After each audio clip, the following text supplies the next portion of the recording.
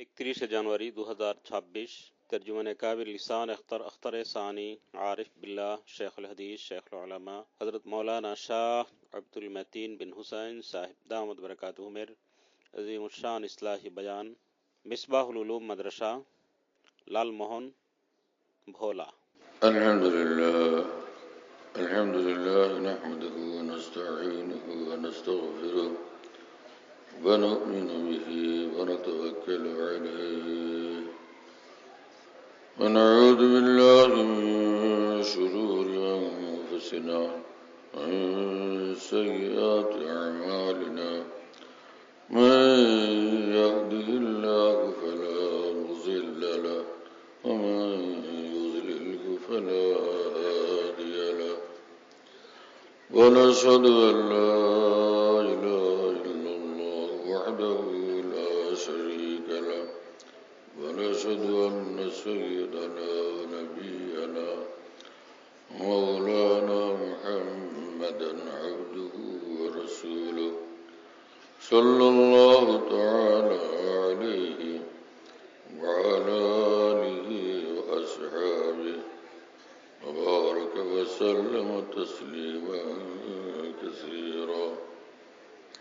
अम्मा बअद फ़अऊज़ु बिल्लाहि मिनश शैतानिर रजीम। बिस्मिल्लाहिर रहमानिर रहीम।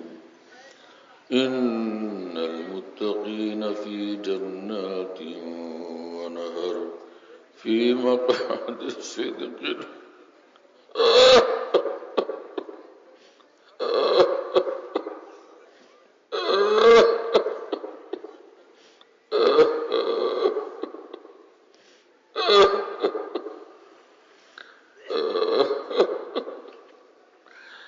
फ़ी मक़अदि सिद्क़िन इंद मलीकिन मुक़तदिर। सदक़ल्लाहु मौलाना अज़ीम। वक़ाल रसूलुल्लाहि सल्लल्लाहु तआला अलैहि वसल्लम मन क़ाल ला इलाहा इल्लल्लाह दख़लल जन्नह। वक़ाल अलैहि सलातु वस्सलाम मन कान आख़िरु कलामिही ला इलाहा इल्लल्लाह दख़लल जन्नह। वक़ाल अलैहि सलातु वस्सलाम फ़ीमा यरवीहि अन रब्बिही तबारक व तआला लौ अन्न अस्समावाति सबअ व आमिरहुन्न ग़ैरी वल अर्दीन सबअ वुज़िन फ़ी किफ़्फ़तिन व ला इलाहा इल्लल्लाह फ़ी किफ़्फ़तिन लमालत बिहिन्ना ला इलाहा इल्लल्लाह। वक़ाल अलैहि सलातु वस्सलाम इन्न औला अन्नासि बी यौमल क़ियामा अल मुत्तक़ून मन कानू व हैसु कानू औ कमा क़ाल रसूलुल्लाहि सल्लल्लाहु तआला अलैहि वसल्लम। আল্লাহ পাক জাল্লা জালালুহু ওয়া নওয়ালুহু আমাদের সকলকে মাফ করে দেন, সকল মুসলমানকে মাফ করেন, জান্নাতুল ফিরদাউস আমাদের জন্য মঞ্জুর করেন, জাহান্নাম থেকে আল্লাহ পাক আমাদেরকে বাঁচান। আল্লাহর মহব্বত মারিফত আল্লাহ পাকের বন্দিগি ওয়ালা জিন্দগি আমাদেরকে নসিব করেন। और है जिंदगी अल्लाह पाकेर बंदिगीर जन्य भाग्यवान ओई मानुष जे दुनियार जिंदगीते बंदिगीवाला जिंदगी बानाय। दुनियार काजकर्म जा आछे एगुलो सब आमरा करब, एते कोनो बाधा नाई, किन्तु कोनो जायगातेई जेन आल्लाहके ना भुली, आल्लाह पाकेर सन्तुष्टिर पिपासा सर्वदाई जेन अंतरे थाके। हजरत हकीमुल उम्मत मुजाद्दिदुल मिल्लत मौलाना अशरफ अली थानवी रहमतुल्लाह अलैहि बोलतेन, आमी सकल मुसलमानके विशेषभावे এই কথা বলবো যে ভাইরা যেখানেই থাকবেন আল্লাহর মহব্বতে সর্বদা বেচैन থাকবেন। 10 বকার দিল বজার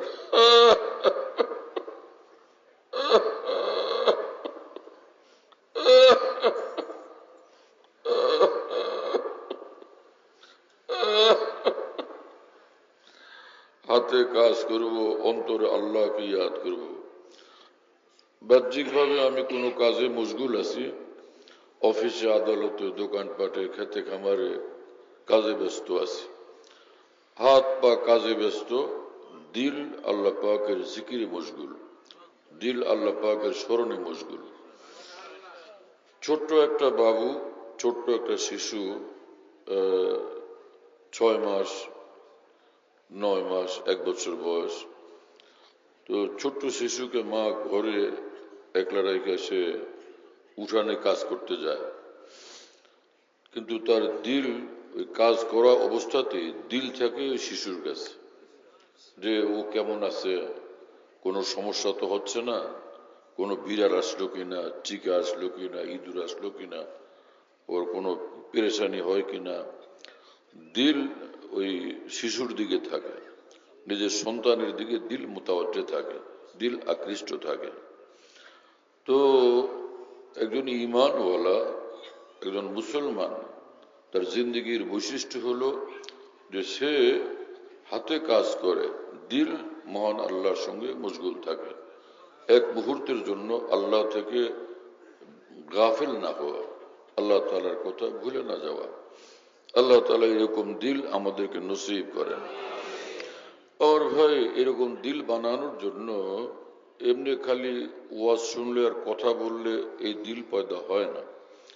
এরকম দিল বানানোর জন্য দরকার হলো যে এরকম দিল যার আছে, এরকম কোন আল্লাহর ওলির সঙ্গে সম্পর্ক কায়েম করা, উঠা বসা করা।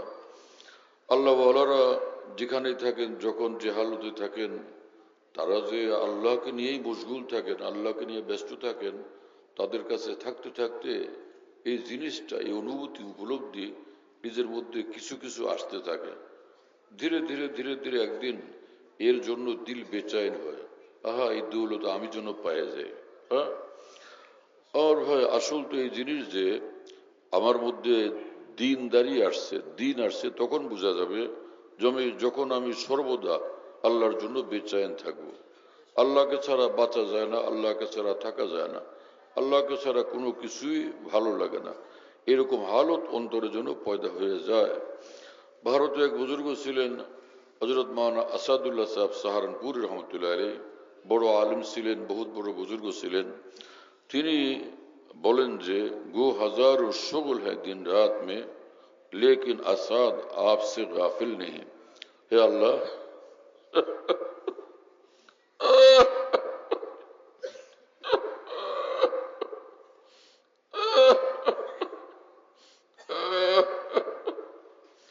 যদিও আমার হাজারো কাজকর্ম থাকে, হাজারো কর্মব্যস্ততার ভিতরও এক মুহূর্তের জন্য আপনার গোলাম আসাদ, আপনার বন্দা আসাদ আপনাকে ভুলে যায় না, আপনাকে ভুলে থাকতে পারে না। এরকম দিল বানানো আমাদের সকলের কর্তব্য। হ্যাঁ, কোরআন শরীফে মহান রব্বুল আলামিন বলছেন, ইয়া আইয়ুহাল্লাযীনা আমানুত্তাকুল্লাহ হাক্কা তুকাতি।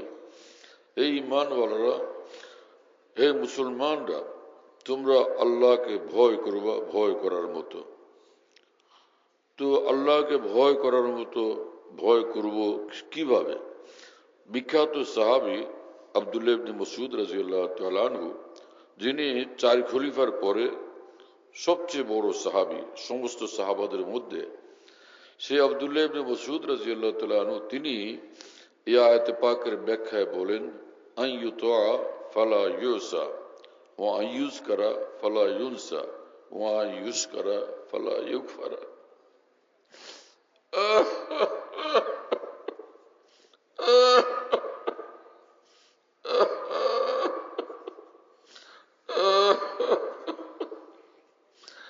আল্লাহকে ভয় করার মতো ভয় করার অর্থ হইল, যেখানেই থাকবা তুমি আল্লাহর নাফরমানি তোমার দ্বারা না হয়। আইয়ুতা ফালা ইউসা, আল্লাহ তাআলার হুকুমের উপরে চলা, আল্লাহকে মানা, আল্লাহর অনুগত বাধ্যগত বান্দা হয়ে থাকা, আল্লাহর কথার বাইরে একদম না যাওয়া। হ্যাঁ, আইয়ুতা ফালা ইউসা, কখনো যেন নিজের কোনো অবস্থাতেই আল্লাহ পাকের নাফরমানি, কোনো গুনাহের কাজে লিপ্ত না হয়, চোখের দ্বারা গুনাহ না হয়, জবানের দ্বারা গুনাহ না হয়, হাত পায়ের দ্বারা গুনাহ না হয়, এবং গোপনে প্রকাশ্যে কোনো গুনাহ না হয়, এবং আল্লাহর কোনো বান্দার হকের ব্যাপারে আমার দ্বারা কোনো অন্যায় না হয়, গুনাহ না হয়। এই সব সময় গুনাহ মুক্ত থাকার ফিকির করতে হবে। ফালা ইউসা, যে আল্লাহ পাকের এতাআতের মধ্যে থাকা, আনুগত্যের মধ্যে থাকা, নাফরমানের মধ্যে একদম না যাওয়া। পৃথিবীর বিখ্যাত এক ওলি, মহিলা ওলি আল্লাহ, রাবিয়া বসরি, তিনি বলেন, তাসিল ইলাহা ওয়া আনতা তুযিরু হুব্বাহু হাযা লা'আমদি ফিল ফিআল বাদিউ লাউ কানা হুব্বুকা সাদিকান লা আতা'তাহু ইন্নাল মুহিব্বা লিমান ইউহিব্বু মুতিউ। তিনি বলেন যে তুমি দিনরাত আল্লাহর কথার বাইরে যাও, আল্লাহর নাফরমানি করো, গুনাহের মধ্যে লিপ্ত হয়ে যাও, নানান গুনাহ তোমার দ্বারা হয়, অথচ তুমি একজন মুসলমান, তুমি তো ইমানের সূত্রে দাবি করো আমি আল্লাহকে ভালোবাসি, হ্যাঁ, আমি আল্লাহকে মহব্বত করি। লাউ কানা হুব্বুকা সাদিকান লা আতা'তাহু, তুমি যদি সত্যিকার অর্থে আল্লাহকে ভালোবাসতা তাহলে সবসময় আল্লাহর কথার মধ্যে থাকতা, আল্লাহ পাকের হুকুম শিরোধার্য করতা, আল্লাহ পাকের হুকুমের বাইরে তুমি নাফরমানির রাস্তায় হাঁটতা না। কেন? ইন্নাল মুহিব্বা লিমান ইউহিব্বু মুতিউ, যে যার মহব্বতে পড়ে যায়, যে যাকে ভীষণভাবে ভালোবাসে, তো সে তার কথার বাইরে যায় না, তার ইশারার বাইরে যায় না, তার পছন্দের বাইরে যায় না। আল্লাহ তাআলা আমাদেরকে আল্লাহ তাআলার হুকুম মানার তৌফিক দেন। আমার ভাইরা, আমি বিষয়গুলোকে পরিষ্কার করার চেষ্টা করব ইনশাআল্লাহ তাআলা। কারণ ছোটবেলা থেকেই আলহামদুলিল্লাহ, আমি যখন 7 বছর বয়স আমার, তখনও আমি একা একাই চলে যেতাম আমাদের এই ভোলার বিভিন্ন জায়গাতে, লালমোহন, বিভিন্ন জায়গায় ওয়াজ মাহফিল হইতো, তো বিভিন্ন আউলিয়া বুজুর্গান ওলামায়ে দ্বীন আসতেন, তাদের বয়ান শুনতে যাইতাম। সেই তখন থেকে ওলামা আউলিয়া বুজুর্গানের বয়ান শুনলাম। 70 বছর এখন আমার বয়স হয়ে গেছে, কিন্তু আশ্চর্য হই যে মানে মুসলমানরা পেরেশান থাকে, আসলে আমাদের করতে হবে কি, কি করলে আমরা আল্লাহকে রাজি করতে পারবো আর জান্নাতে যাইতে পারবো এবং জাহান্নাম থেকে বাঁচতে পারবো। মুসলমান এটা বুঝতে পারে না, এবং এই বুঝতে না পারার একটা কঠিন এবং বড় কারণ হলো এই যে দ্বীনের কথা যারা বলেন এদের মধ্যে বিশাল অংশ এরকম এলোমেলো কথা বলতে অভ্যস্ত। কথাগুলো গুছায় বলার লোক পাওয়া একদম যায় না, বড় কঠিন অবস্থা। মনে হয় যে সারা দুনিয়ার সবগুলো দিনের কাজ আমার করতে হবে, সবগুলো ইবাদত আমার করতে হবে, এই সব না করলে, এবং মসজিদে গিয়ে সারাদিন বসে থাকতে হবে, এগুলো না করলে মনে হয় জান্নাতে যাওয়া যাবে না, জাহান্নাম থেকে বাঁচা যাবে না। এত পেরেশানি, এত অস্পষ্টতা দিনের এই কথা বলার ক্ষেত্রে, এটা এই কারণে যে সহি ইলমওয়ালা লোকের সংখ্যাই কম।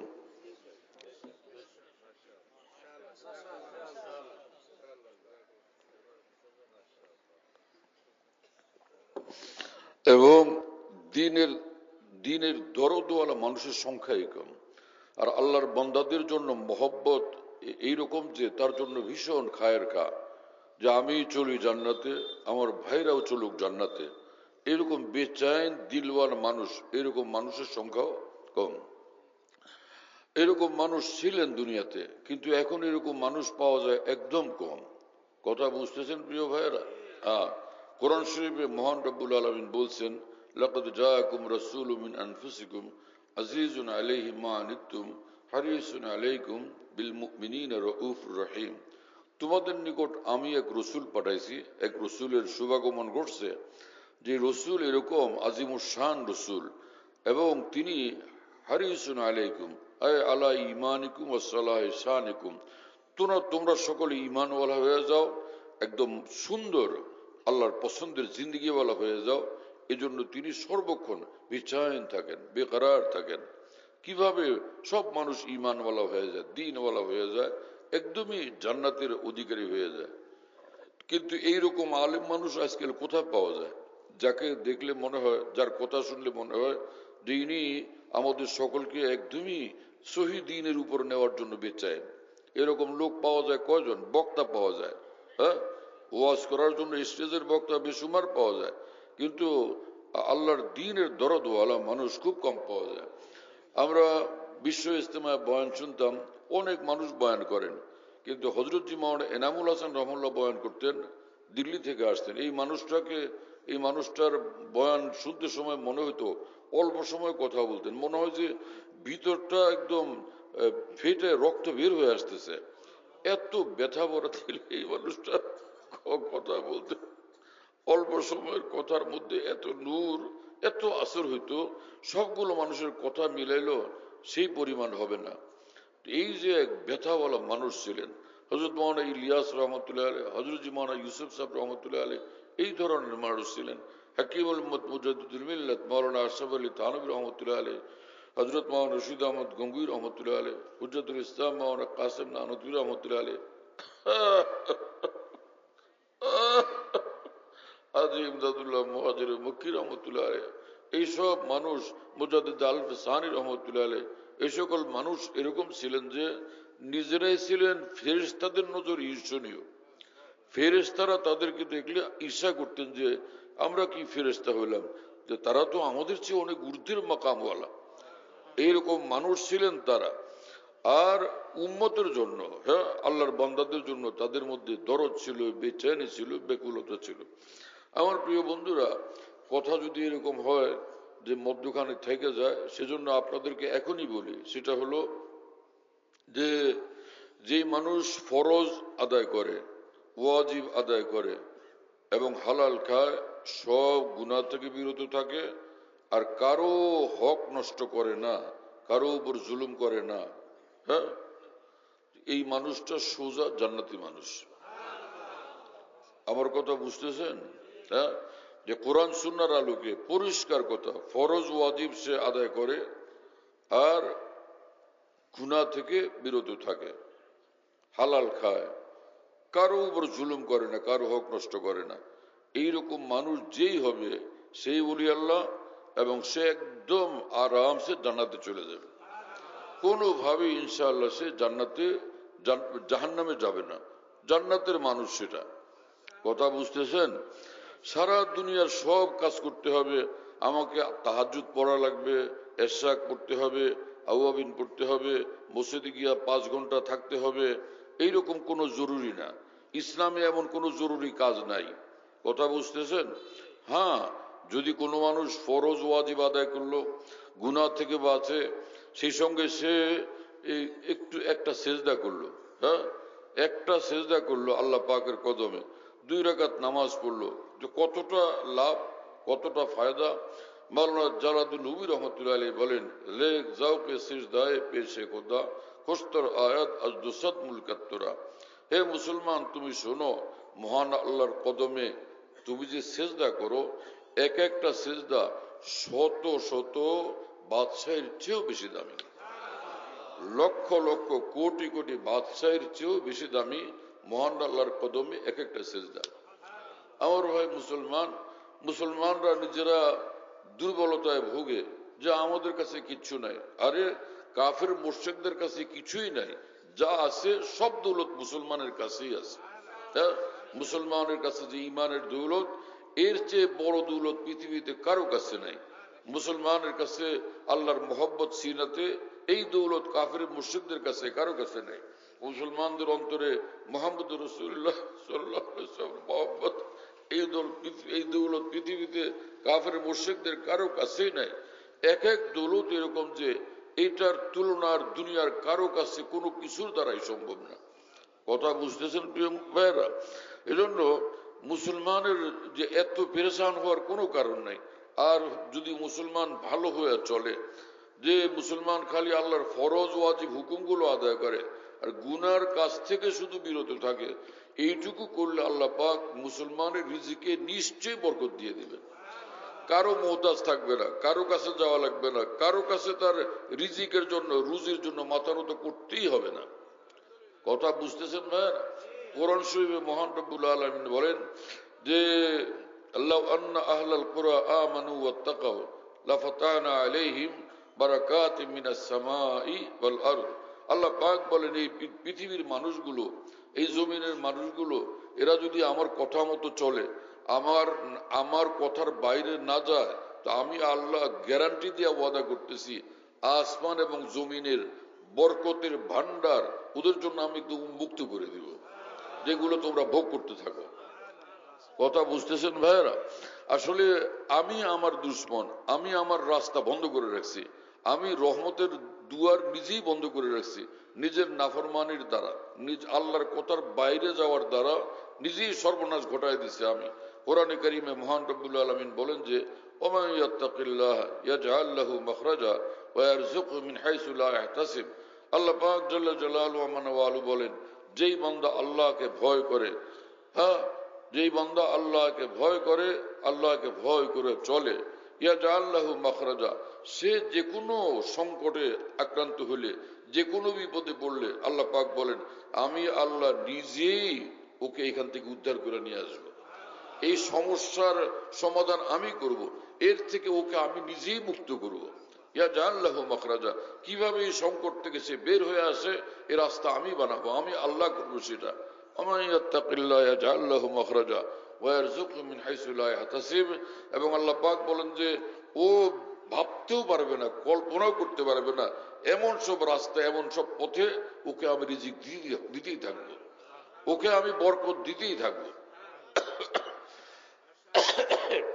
কথা প্রসঙ্গে মনে পড়লো, এক বুজুর্গ ছিলেন, বহুত বড় ওলি আল্লাহ। তো ওনারা দুনিয়ার কোনো ধান্দা নাই, শুধু আল্লাহকে নিয়ে ব্যস্ত। আরেক বুজুর্গের কথা মনে পড়লো, তিনি এরকম রাস্তা দিয়ে যাইতেছিলেন, তো একজন মানুষ যাইতেছে পরিচিত, বলল হুজুর আপনি কেমন আছেন? ওই বুজুর্গ ওলি আল্লাহ তখন বললেন, আরে কেমন আছি মানে, খোদা দারাম চেগম দারাম। আরে মিয়া আমি আল্লাহকে পায়ে গেছি, ফির আমার কিসের টেনশন আছে? আমার টেনশনটা কি? আজ আসমান যার হাতে, জমিন যার হাতে, সমস্ত পৃথিবী যার হাতে, সমস্ত ধন দৌলত যার হাতে, তো সেই মহান আল্লাহকে আমি পেয়ে গেছি, তিনি আমার উপর রাজি এবং খুশি। ফের আমি কেমন আছি তুমি জিজ্ঞেস করো, আমি কেমন আছি? আমি খুব সুখে আছি, আমি সবচেয়ে সুখে আছি, সবচেয়ে আনন্দে আছি, সবচেয়ে ভালো আছি, সবচেয়ে বাদশাহী আমার হাতের মুঠার মধ্যে আছে। কথা বুঝতেছেন প্রিয় বন্ধুরা? হ্যাঁ, সুবহানাল্লাহ বিহামদি। হাকিমুল উম্মত মাওলানা আশরাফ আলী থানভী রাহমাতুল্লাহর বিখ্যাত খলিফা খাজা আজুল হাসান মরজুব রহমতুল্লাহ আলী বলেন যে হে প্রিয় মাওলা, জুতু মেরা তো সব মেরা, ফলক মেরা জমি মেরি, अगर एक तू नहीं मेरा तो कोई शय नहीं मेरी। হে আল্লাহ, যদি আপনি আমার হয়ে যান, আমার উপর রাজি খুশি হয়ে যান, আপনি আমার হলে এই আসমানটা আমার, এই পৃথিবীটা আমার, এই জান্নাতুল ফিরদাউস আমার, সবকিছু আমার। अगर एक तू नहीं मेरा तो कोई शय नहीं मेरी। হে আল্লাহ, যদি আপনি আমার না হন, আমার বলতে আর কিচ্ছু নাই, আমি কপাল পোড়া, আমার সব বরবাদ, দুনিয়া বরবাদ, আখেরাত বরবাদ। যা আল্লাহকে হারাইছে তার কিচ্ছু নাই, যা আল্লাহকে পেয়ে গেছে তার ওর কোনো কিছু বাকি থাকে নাই, সবচেয়ে পেয়ে গেছে। হযরত বাংলাদেশের বিখ্যাত বুজুর্গ হযরত মাওলানা শামসুল হক ফরিদপুর রহমতুল্লাহ আলী বলতেন, আমার ভাই মুসলমান, সারাটা দুনিয়ার সব তুমি পেয়ে গেছো, কিন্তু তুমি আল্লাহকে পাও নাই। হে কপাল পোড়া, তুমি কিছুই পাও নাই। আর দুনিয়ার কিছুই তুমি পাও নাই, কিন্তু তুমি আল্লাহকে পেয়ে গেছো, আল্লাহর কসম তুমি সবকিছু পেয়ে গেছো।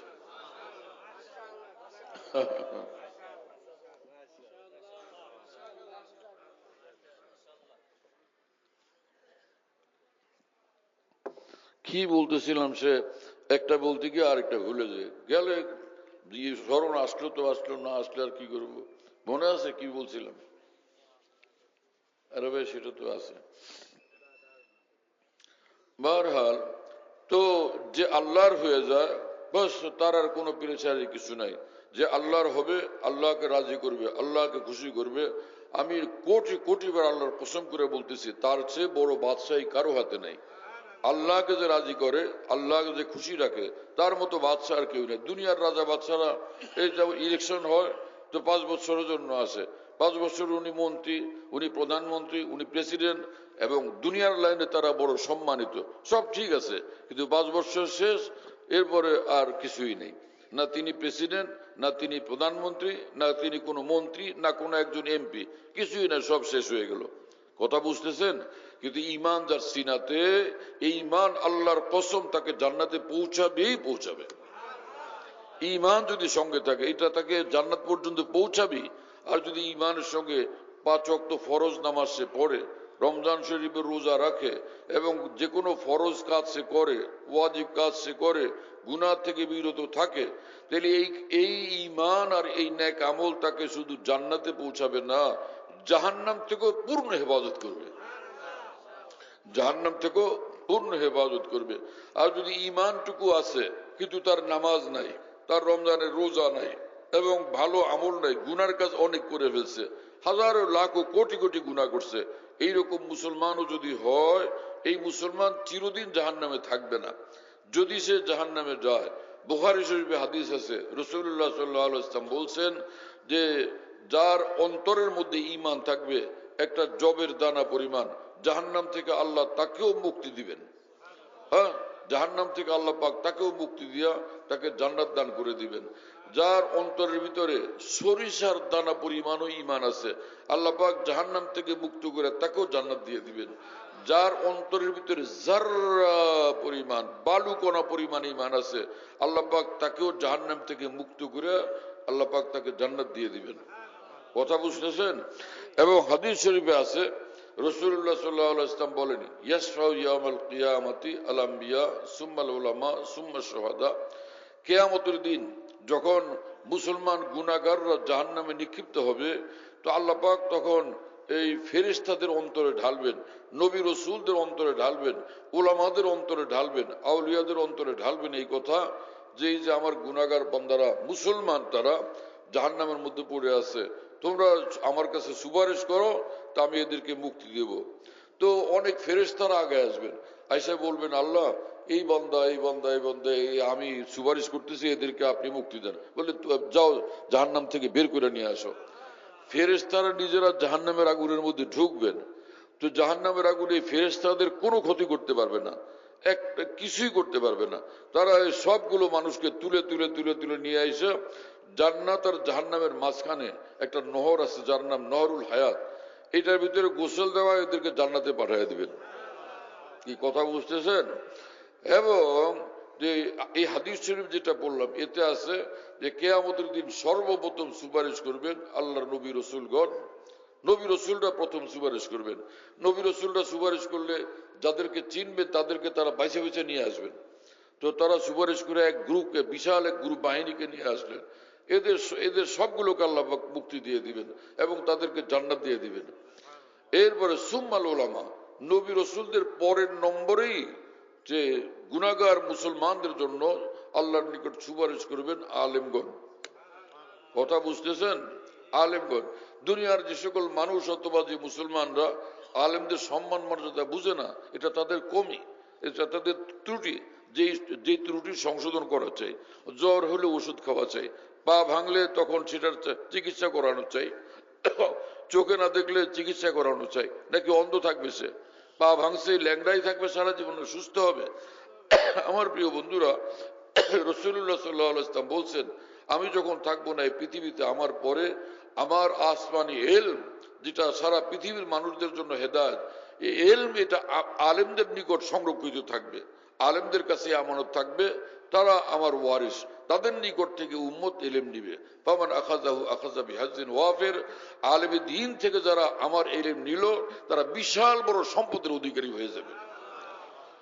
আজকে আফসোসের বিষয় হলো, সারা দুনিয়াতে মুসলমানরা যারা দ্বীনের উপর চলতে আগ্রহী এবং দ্বীনের কথা জানতে আগ্রহী, এদের বিশাল অংশ এরকম যে আলেম ওলামাদের কাছে যাওয়ার খেয়াল নেই, এই জরুরত উপলব্ধি হয় না, আলেমদের কাছে বসার মতো সময় মানুষ বানাইতে পারে না।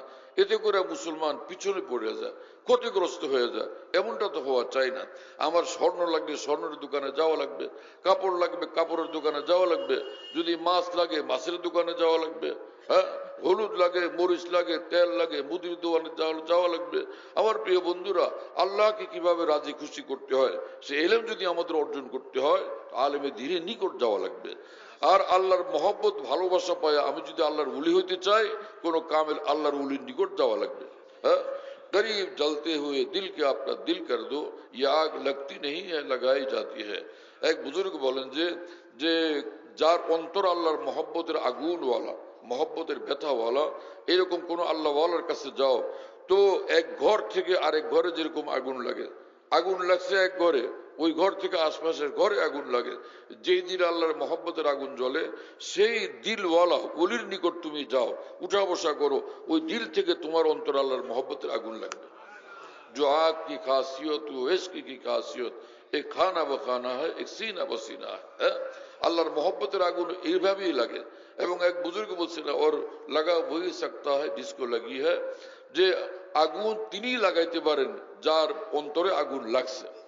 যার অন্তরে আগুন লাগে নাই, বুখারী শরীফ 1000 বছর পর্যন্ত পড়ান এবং ওয়াজ বক্তৃতা 1000 বছর পর্যন্ত করেন, কিন্তু জবান থেকে কথা বের হয়, দিল থেকে এখনো বের হচ্ছে না, অন্তরটা আল্লাহ ওয়ালা এখনো হয় নাই।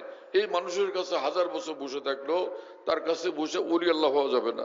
মস্তা জানা যাবে, ফরজ জানা যাবে, ওয়াজিব জানা যাবে, সুন্নত জানা যাবে, এলেম অর্জন করা যাবে, কিন্তু আমাকে যদি আল্লাহর ওলি হইতে হয়, তো হযরত হাকিমুল উম্মত মাওলানা আশরাফ আলী থানভী রাহমাতুল্লাহি আলাইহি বলেন যে ডিম, আন্ডা, যে ডিমের মধ্যে কোনো জান নাই, এই বেজান ডিম, এটা মুরগির পরের নিচে, মুরগির তাপওয়ালা পরের নিচে যখন 21 দিন পর্যন্ত থাকে বা যতদিন থাকা লাগে থাকে, তখন ওই বেজান ডিমের ভিতর থেকে যে একদম জানওয়ালা মুরগির বাচ্চা পয়দা হয়ে কুটকুট কুটকুট করতে করতে দুনিয়াতে তারা আসে এবং কুটকুট করে আওয়াজ দেয়। এই জন্য মানুষদেরকে জানান দেয়, এখন আমি বেজান না, এখন জান, আমি এখন, আমার প্রাণ আসছে ভিতরে।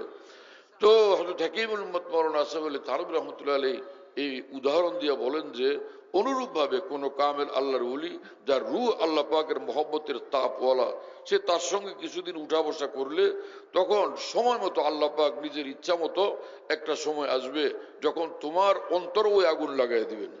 ওই তার সুবত থেকে এটা তোমাকে অর্জন করতে হবে। হ্যাঁ,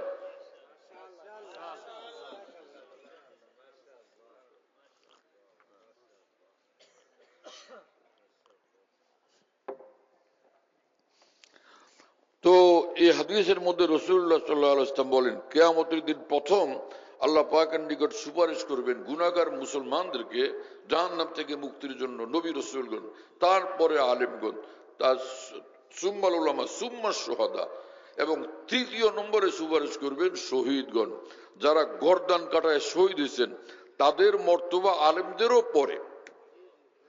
প্রথম নম্বরে নবী রাসূলগণ, তার পরের নম্বরে আলেমগণ, তার পরের নম্বরে শহীদগণ। এজন্য একজন আলেমের জিন্দেগি, জীবিত থাকা, শহীদের শহীদ হওয়ার যাওয়ার থেকে এর মর্তবা বেশি। যে গর্দান কাটায় আল্লাহর দ্বীনের জন্য শহীদ হয়ে গেল, তার শাহাদতের মর্তবার চেয়ে একজন আলেমের জিন্দেগির মর্তবা বেশি। এবং উনি তো শহীদ হয়ে আল্লাহকে রাজি করে চলেই গেছেন, তাই না? কিন্তু একজন আলেম যতক্ষণ জীবিত থাকবেন, তার দ্বারা আল্লাহ পাকের দ্বীন আল্লাহর বান্দাদের কাছে পৌঁছতে থাকবে। হ্যাঁ, ঈমান পৌঁছতে থাকবে, আমল পৌঁছতে থাকবে, মাসলা মাসাইল পৌঁছতে থাকবে, হ্যাঁ, দ্বীনের হাজারো কথা পৌঁছতে থাকবে। এজন্য আলেমের জিন্দেগির মর্তবা বেশি শহীদের শাহাদতের চেয়ে। আল্লাহ পাক আমাদেরকে বুঝ দান করেন। আমার ভাই, আমি বলতেছিলাম যে একজন মানুষ কিভাবে জান্নাতওয়ালা হবে, জাহান্নাম থেকে মুক্তি পাবে, তার জন্য তরিকা হলো এই, ফরজগুলো, ওয়াজিবগুলো আদায় করতে হবে আর গুনাহ থেকে বিরত থাকতে হবে। সহজ কথায় বললাম, কারণ হারাম খাবে এটাও গুনাহ, আর পরের হক নষ্ট করবে এটাও গুনাহ, ঠিক না? তাহলে আর একটা হলো ফরজ ওয়াজিব ত্যাগ করবে, এটাও গুনাহ। তাহলে সহজ কথা কি হলো, গুনাহ থেকে বাঁচলেই জান্নাতে যাওয়া যাবে, গুনাহ থেকে বাঁচলেই ওলি আল্লাহ হওয়া যাবে। আমার কথা পরিষ্কার বুঝে আসছে? এইটুকু বুঝার পরে এখন বলি, শোনেন, যে পৃথিবীর শ্রেষ্ঠ দ্বীনী প্রতিষ্ঠান দারুল উলুম দেওবন্দের প্রায় 60 বছরের কাছাকাছি, 58 বছর বা 60 বছরের কাছাকাছি যিনি দারুল উলুম দেওবন্দের মোতামিম ছিলেন, অধ্যক্ষ ছিলেন, পৃথিবীর বিখ্যাত আলেমে দ্বীন এবং বহুত বড় ওলি আল্লাহ হাকিমুল ইসলাম কারি তৈয়ব সাহেব রহমতুল্লাহ আলাইহি, তিনি একবার বলতেছিলেন যে আমার ভাই মুসলমান, শের জমাজরা মুসলমান ভাইয়েরা, আপনারা যদি ফরজ ওয়াজিব গুলো আদায় করেন আর গুনাহ থেকে বিরত থাকেন, এইটুকু কাজ যদি আপনারা করতে পারেন, তাহলে আপনারা এক একজন এই জমানার বাইজিদ বুস্তামি, এক একজন আপনারা এই জমানার জুনায়েদ বাগদাদি। আমি নিজের কানে হযরতের এই কথা শুনছি।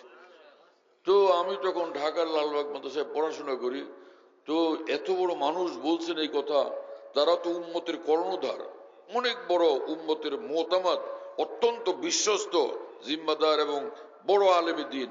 তো তাদের কথা শোনার পরে অন্তরে কোন রকমের খটকা লাগেনি, কোন সংশয় সন্দেহ পয়দা হয়নি, এটা অন্তরে বিশ্বাস হয়েছে ওনার কথা 100 ভাগ ঠিক। কিন্তু আমার বুঝে আসেনি, কথা বুঝেন নাই, আমার কিছুই মাথায় ধরেনি, বুঝে আসেনি। ভাই রে ভাই, মুজাদ্দিদ আল-ফিসানি ওলি আল্লাহ, হ্যাঁ, সে সাইয়্যিদ আহমদ শহীদ রহমাউল্লাহ, ইমাম গাজাল রহমুল্লাহ ওলি আল্লাহ, এবং সে খাজা মঈনুদ্দিন চিশতি রহমুল্লাহ ওলি আল্লাহ, বড় বীর সৈয়দ আব্দুল কাদের জিলানী রহমতুল্লাহ ওলি আল্লাহ, এত বড় ওলি, এক একজন কত ইলম, কত আমল, কত মুজাহাদা, কত ত্যাগ, কত কুরবানি, এরপরে তিনি আল্লাহর ওলি। আর আমরা খালি ফরজ ওয়াজিব আদায় করবো, গুনাহ থেকে বাঁচবো, তাই বায়েজিদ বুস্তামি হয়ে গেলাম, জুনায়েদ বাগদাদি হয়ে গেলাম। যদি উনি কথাটা একদম হিকমতের সাথে বলছেন, আপনারা এক একজন এই জমানার বায়েজিদ বুস্তামি, এই জমানার জুনায়েদ বাগদাদি এইটুকু বলছেন। তো ভাবলাম যে এটা কিরকম কথা, বড় আজীব কথা। হ্যাঁ, এখন যদি যেই লোক সে ক্লাস 2-তে পড়ে, ও যদি এম এর ক্লাসের ভাষণ শুনে, এম এর ক্লাসের প্রফেসরের লেকচার শুনে, ক্লাস 2-র পোলাপান বুঝবে এটা? কিন্তু সে মনে মনে ভাববে যে স্যার বড় মানুষ, যেটা বলছে স্যার ঠিকই বলছেন, আমি বুঝি টুঝি না, আমি তো পড়ি ক্লাস 2-তে। কি কথা বুঝেন না? ঠিক আমার দশা সেরকম ছিল, আমি পড়ি ক্লাস 1-এ, তা আমি এত বড় মানুষের কথা না বুঝলে কি, কিন্তু তিনি ঠিকই বলছেন। কি কথা বুঝেন নাই? পরে আলহামদুলিল্লাহ পৃথিবীর শ্রেষ্ঠ আউলিয়া বুজুর্গানের সোবতে সুদীর্ঘকাল আলহামদুলিল্লাহ আল্লাহ পাক তাদের সঙ্গে থাকা, রুটা বসার তৌফিক দিয়েছেন, এবং পৃথিবীর শ্রেষ্ঠ আকাবের দিন, ওলামায়ে দিন, আউলিয়া উম্মতের কিতাবাদি পড়ার তৌফিক দিয়েছেন। পরে দেখতে দেখতে দেখলাম যে আহা, এই বুজুর্গ কত সত্য কথা বলছেন, 100 ভাগ সঠিক কথা বলছেন, যেটা আমরা মাদ্রাসায় সারা জিন্দেগি পড়েও আমাদের বুঝে আসছিল না। কি কথা বুঝেন নাই?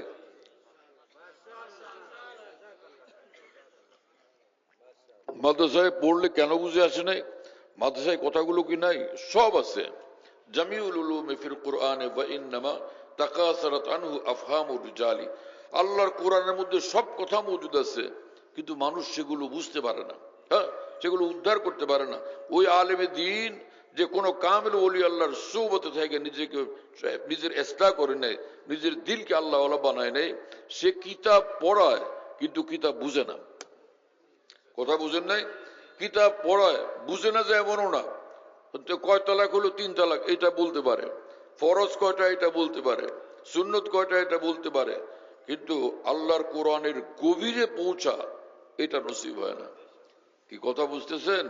আল্লাহ পাকের কোরআনের গভীরে পৌঁছা নসিব হয় না। যেমন একটা ছেলের বয়স 7 বছর, তো 6 বছর 7 বছর, সে দেখলো যে তার বোনের বিয়ে হয়েছে, বা পাশের বাড়িতে একজনের বিয়ে হয়েছে, তো সেও উল্লাস করে, ফুর্তি করে, বিয়ের মজলিসে যায়, খায় ল। ও কি বিয়ে বুঝে? 5 বছরের পোলাপান, 4 বছরের পোলাপান, ও কি বিয়ে বুঝে? আমার এক নাতিন আছে, ওর বয়স হলো 3.5 বছর হয়েছে। তো আমার এক ঘনিষ্ঠ আত্মীয়ের বিয়ে হবে আর কি, কথা চলছে। এখন সে আমার ছেলের মেয়ে, এটা আমার ছেলের ঘরের নাতিন। ও বলে কি, বাবা আমি অমুকের বিয়ে খাইতে যাব এবং আমি তার ফুল ছিটাবো। 3.5 বছর বয়স। আচ্ছা, ও কিসের বিয়ে খাবে, কিসের ফুল ছিটাবে, ও কোনো বুঝে এগুলো? বুঝতে পারতেছে? কিছুই তো বুঝে না। তো দেখলো যে বিয়ে হয়েছে, পরে ওই যে নতুন পোশাক আদি, দুজনে আসলো, এই ইত্যাদি। কিন্তু বিয়ে জিনিসটা কি, এটা কি সে গভীরভাবে বুঝতে পারে? গভীরভাবে বুঝতে পারে না, চোখে দেখে এই হালকা হালকা কিছু একটা বুঝে আর কি। এই যখন সে বালক হয়ে যায়, বালেক সাবালক হয়ে যায়, তখন সে বিয়ের ফাংশন বুঝে না? বুঝে না? বুঝে না? একজন আলেম মানুষ যতক্ষণ পর্যন্ত 1,00,000 বছর তিনি বুখারী শরীফ পড়ান, সারা দুনিয়ার কিতাব পড়ান, রূহ আল্লাহর ওলি হয় নাই, আল্লাহওয়ালা হয় নাই, এই কিতাবগুলো খালি বাইরেটা দেখে, গভীরে যাওয়ার মতো তৌফিক তার নসিব হয় না। কথা বুঝতেছেন? আর যখন সে আল্লাহর ওলি হয়ে যায়, তো আল্লাহ পাকের কোরআনের গভীরে এমন জায়গাতে পৌঁছার তৌফিক হয়, এই বাহ্যিক পড়ুয়া আলেমরা সেটা কোনোদিন পৌঁছতে পারে না, বুঝতে পারে না। হযরত হাকিমুল উম্মত মাওলানা আশরাফ আলী থানভী রহমতুল্লাহ আলাইকে খাজা আজুল হাসান মুরজুব রহমাল্লাহ এক বুজুর্গ জিজ্ঞেস করছিলেন যে হযরত, মানুষ যখন ওলি আল্লাহ হয় সে কি নিজে টের পায়, নিজেরটা নিজে বুঝতে পারে? হযরত হাকিমুল উম্মত থানভী বললেন যে খাজা সাহেব, আপনি যখন বালেগ হয়েছিলেন আপনি কি টের পাইছিলেন, বুঝতে পারছিলেন? হযরত, মানুষ বালেগ হইলে তো নিজেরটা নিজে বুঝে। তো হযরত থানভী বললেন, রূহ যখন বালেগ হয় সেটাও নিজেরটা নিজে বোঝা যায়। দেহ বালেগ হইলে যেরকম নিজেরটা নিজে বোঝা যায়, রূহ যখন বালেগ হয় আল্লাহ ওয়ালা হয় সেটাও নিজেরটা নিজে বোঝা যায়। এবং হযরত হাকিমুল উম্মত থানভী বলেন, জ্বর আসলে কি খালি কান গরম হয় না সর্বশরীর গরম হয়? জ্বর আসলে সর্বশরীরে খবর হয়ে যায়। হযরত হাকিমুল উম্মত থানভী বলেন, রূহ যখন আল্লাহর মহব্বতে গরম হয় সর্ব অঙ্গে খবর হয়ে যায়। হামাতন হস্তি খাবিদ মেরি জাগ উঠি, হর বুনে মুসে মেরে উসনে পুকারা মুঝকো। সর্ব অঙ্গ তখন মাওলার দিকে ছুটে, দিল মাওলাওয়ালা, সর্ব অঙ্গ মাওলাওয়ালা। কথা বুঝতেছেন ভাইরা? যখন যেটা মনে পড়ে বলি। হ্যাঁ,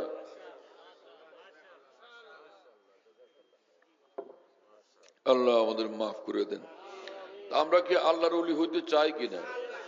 হ্যাঁ, ছোটবেলা আমরা যখন মাদ্রাসায় পড়ি ওলিয়া উলিয়া দেখতাম। ওই যে জৌনপুর থেকে বুজুর্গ দিন আসতেন, ভোলাতে আসতেন না, সুন্দর পোশাক পরে সুন্দর সুন্দর মানুষরা আসতেন।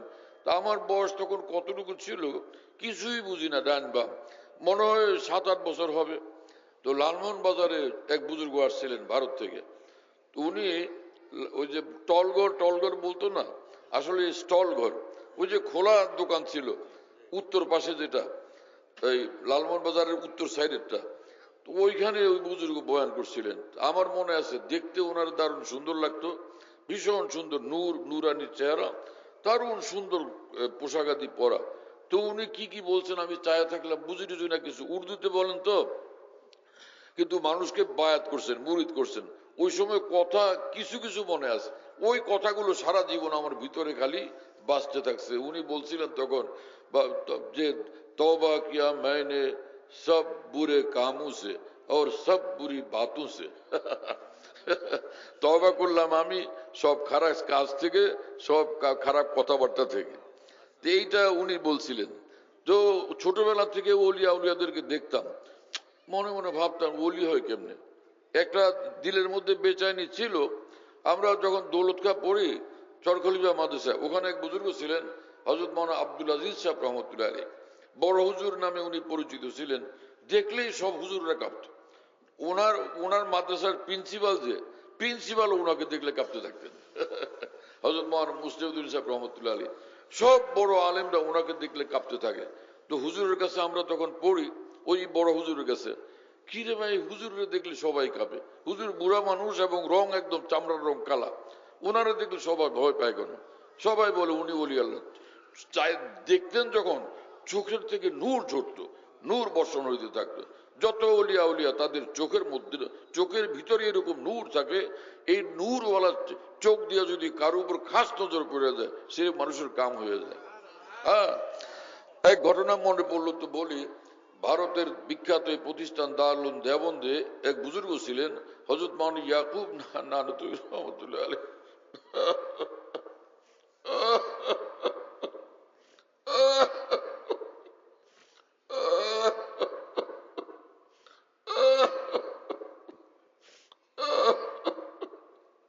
হযরত মাওলানা ইয়াকুব নানতুবি রহমাতুল্লাহ আলাইহি অনেক বড় মানুষ ছিলেন, অনেক বড় মানুষ ছিলেন, অনেক বড় আলেম ছিলেন, অনেক বড় বুজুর্গ ছিলেন।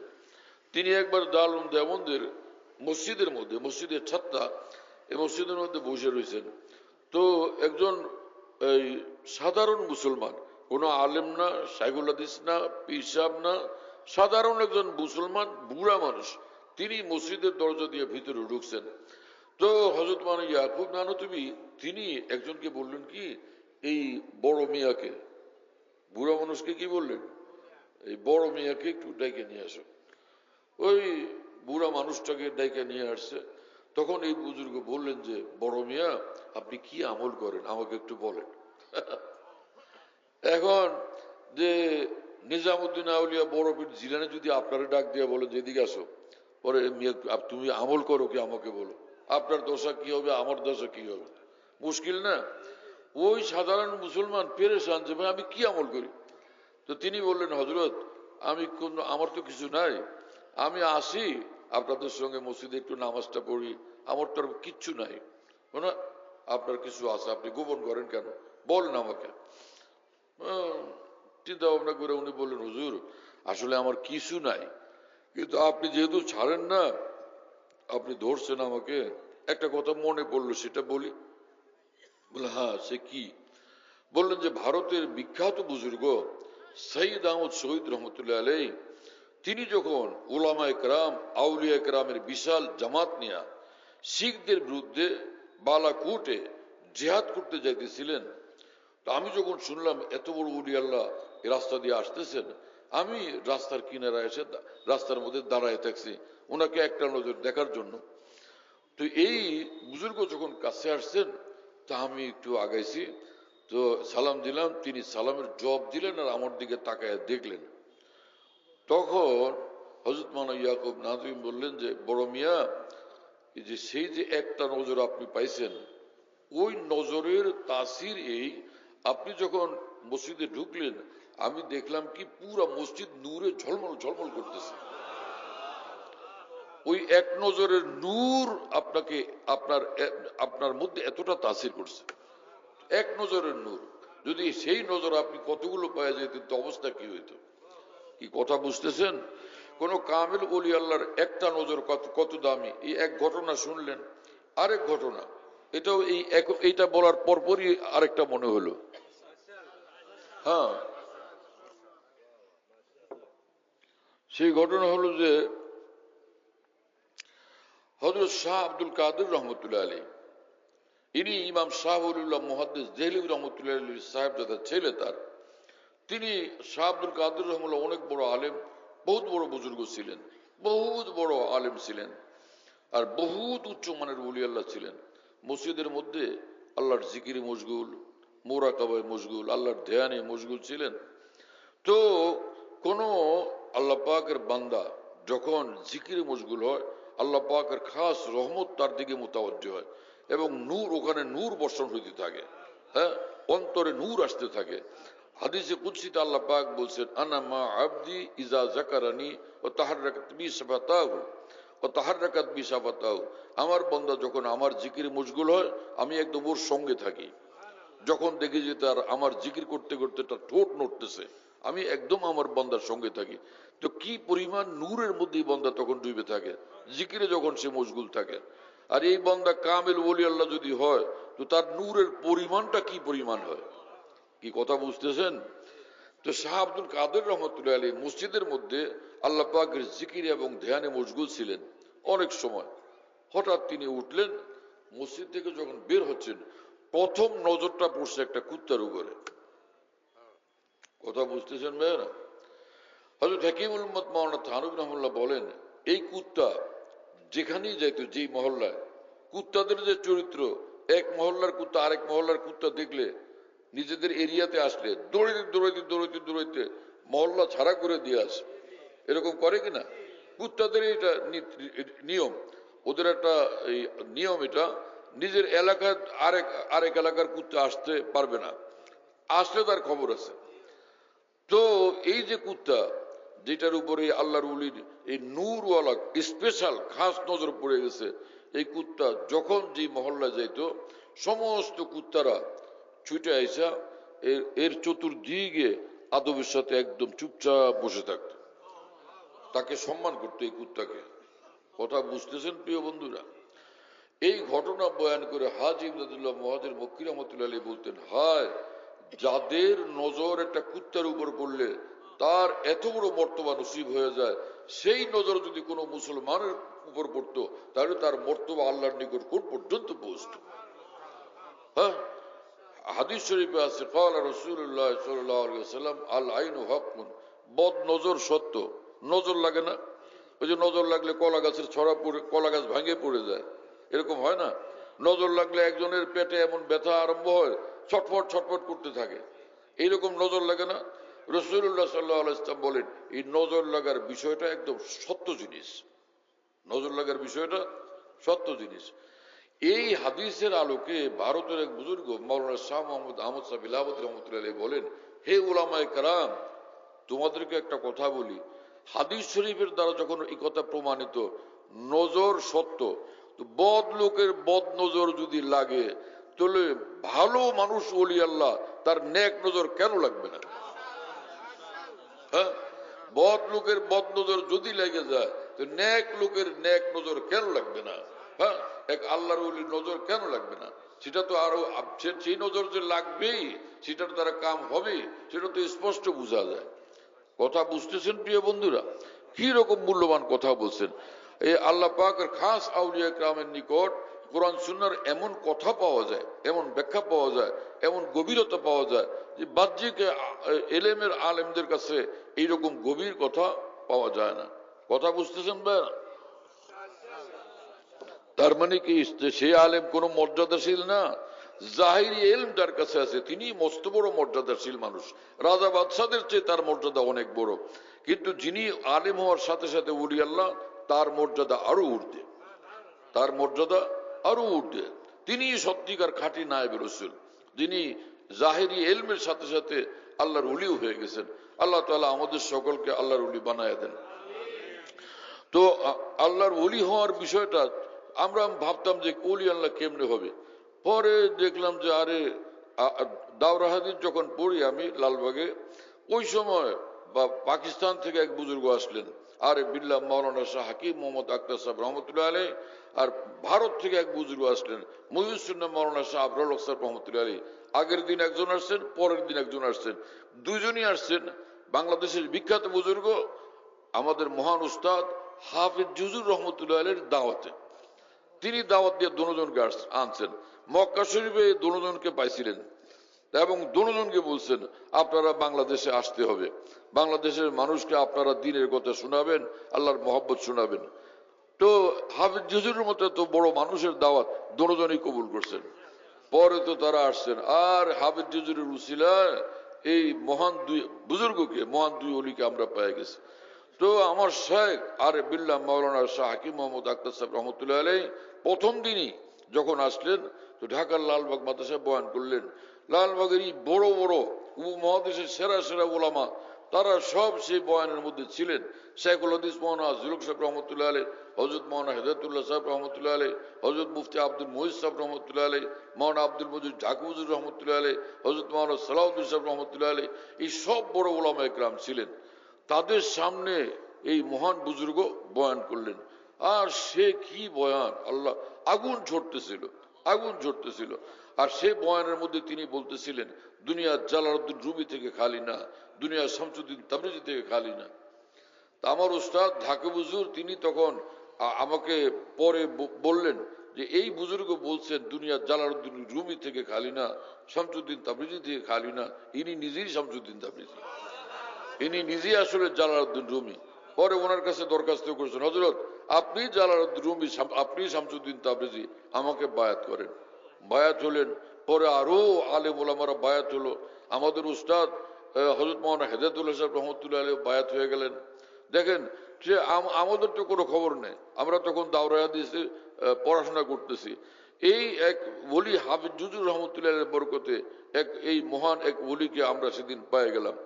এই তিনি দিন রাত খালি আল্লাহর মহব্বতের কথা বয়ান করেন। তার কথাই একটা, গুনাহ ত্যাগ করো আল্লাহর ওলি হয়ে যাও, গুনাহ ত্যাগ করে আল্লাহর ওলি হয়ে যাও। সারা পৃথিবীতে তিনি সফর করছেন, সব জায়গায় এক কথা, গুনাহ ত্যাগ করো আল্লাহর ওলি হয়ে যাও। কথা বুঝতেছেন প্রিয় বন্ধুরা?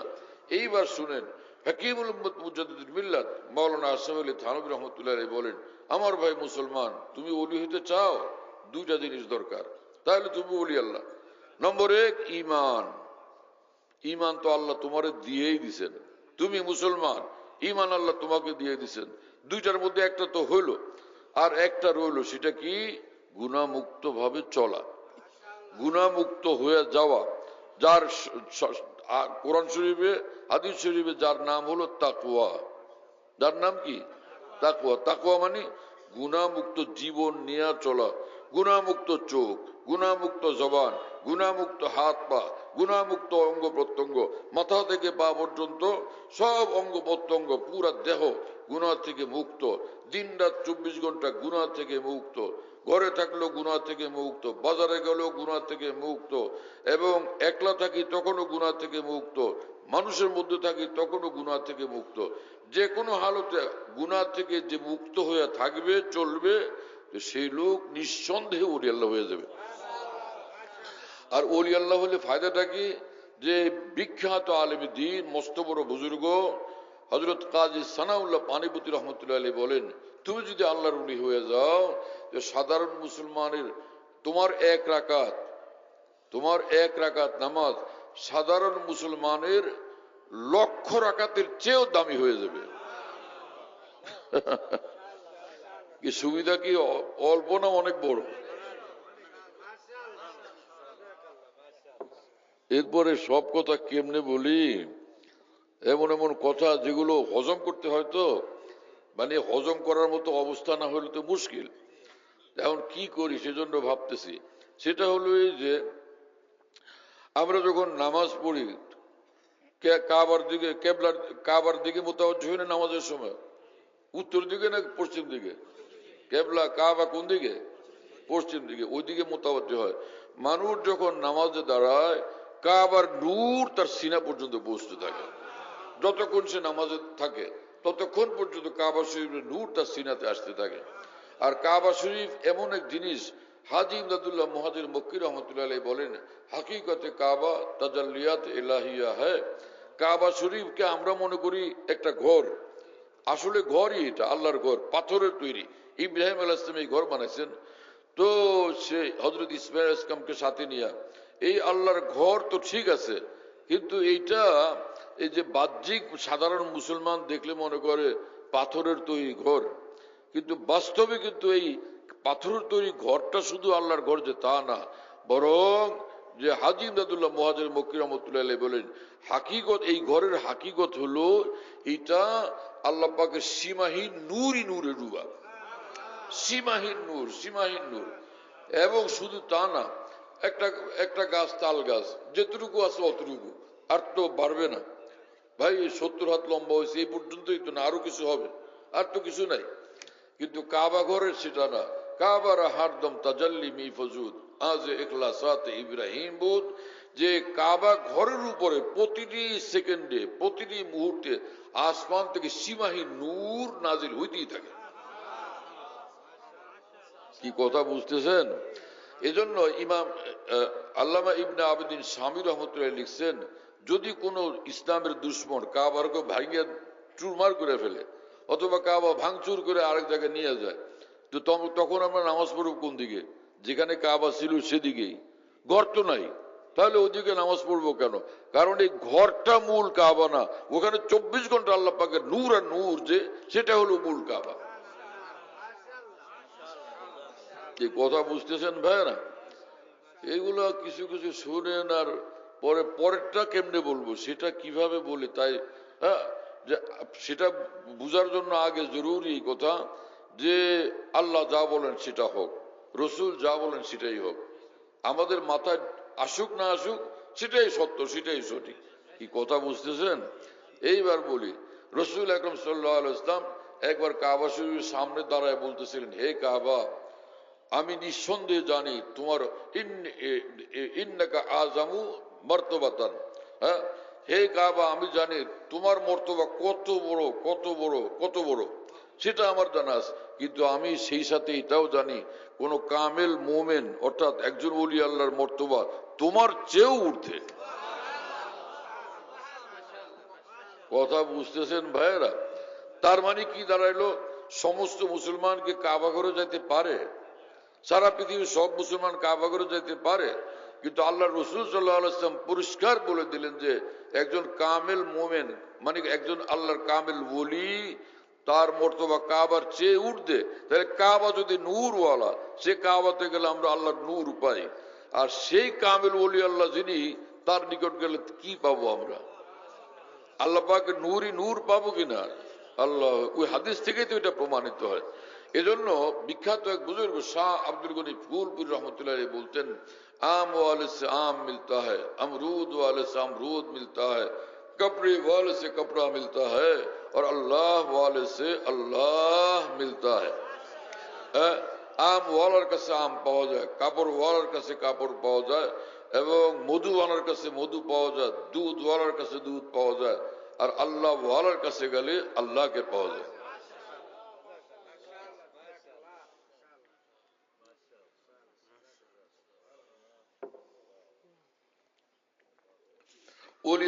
ওলি আল্লাহ হওয়ার রাস্তাটা কি বুঝে আসছে? হ্যাঁ, কিন্তু শোনেন আরেকটা কথা বলি, সেটা হলো এই এত সস্তায় বুঝলেও কিন্তু মানুষের মধ্যে কদর পয়দা হয় না। কথা বুঝেন নাই? হ্যাঁ, মেহনত করে অর্জন করতে হয়, মুজাহাদা করে মেহনত করে দৌড়াদৌড়ি ছুটাছুটি করে অর্জন করলে তখন সেটা অন্তরে এটার দাম হয়।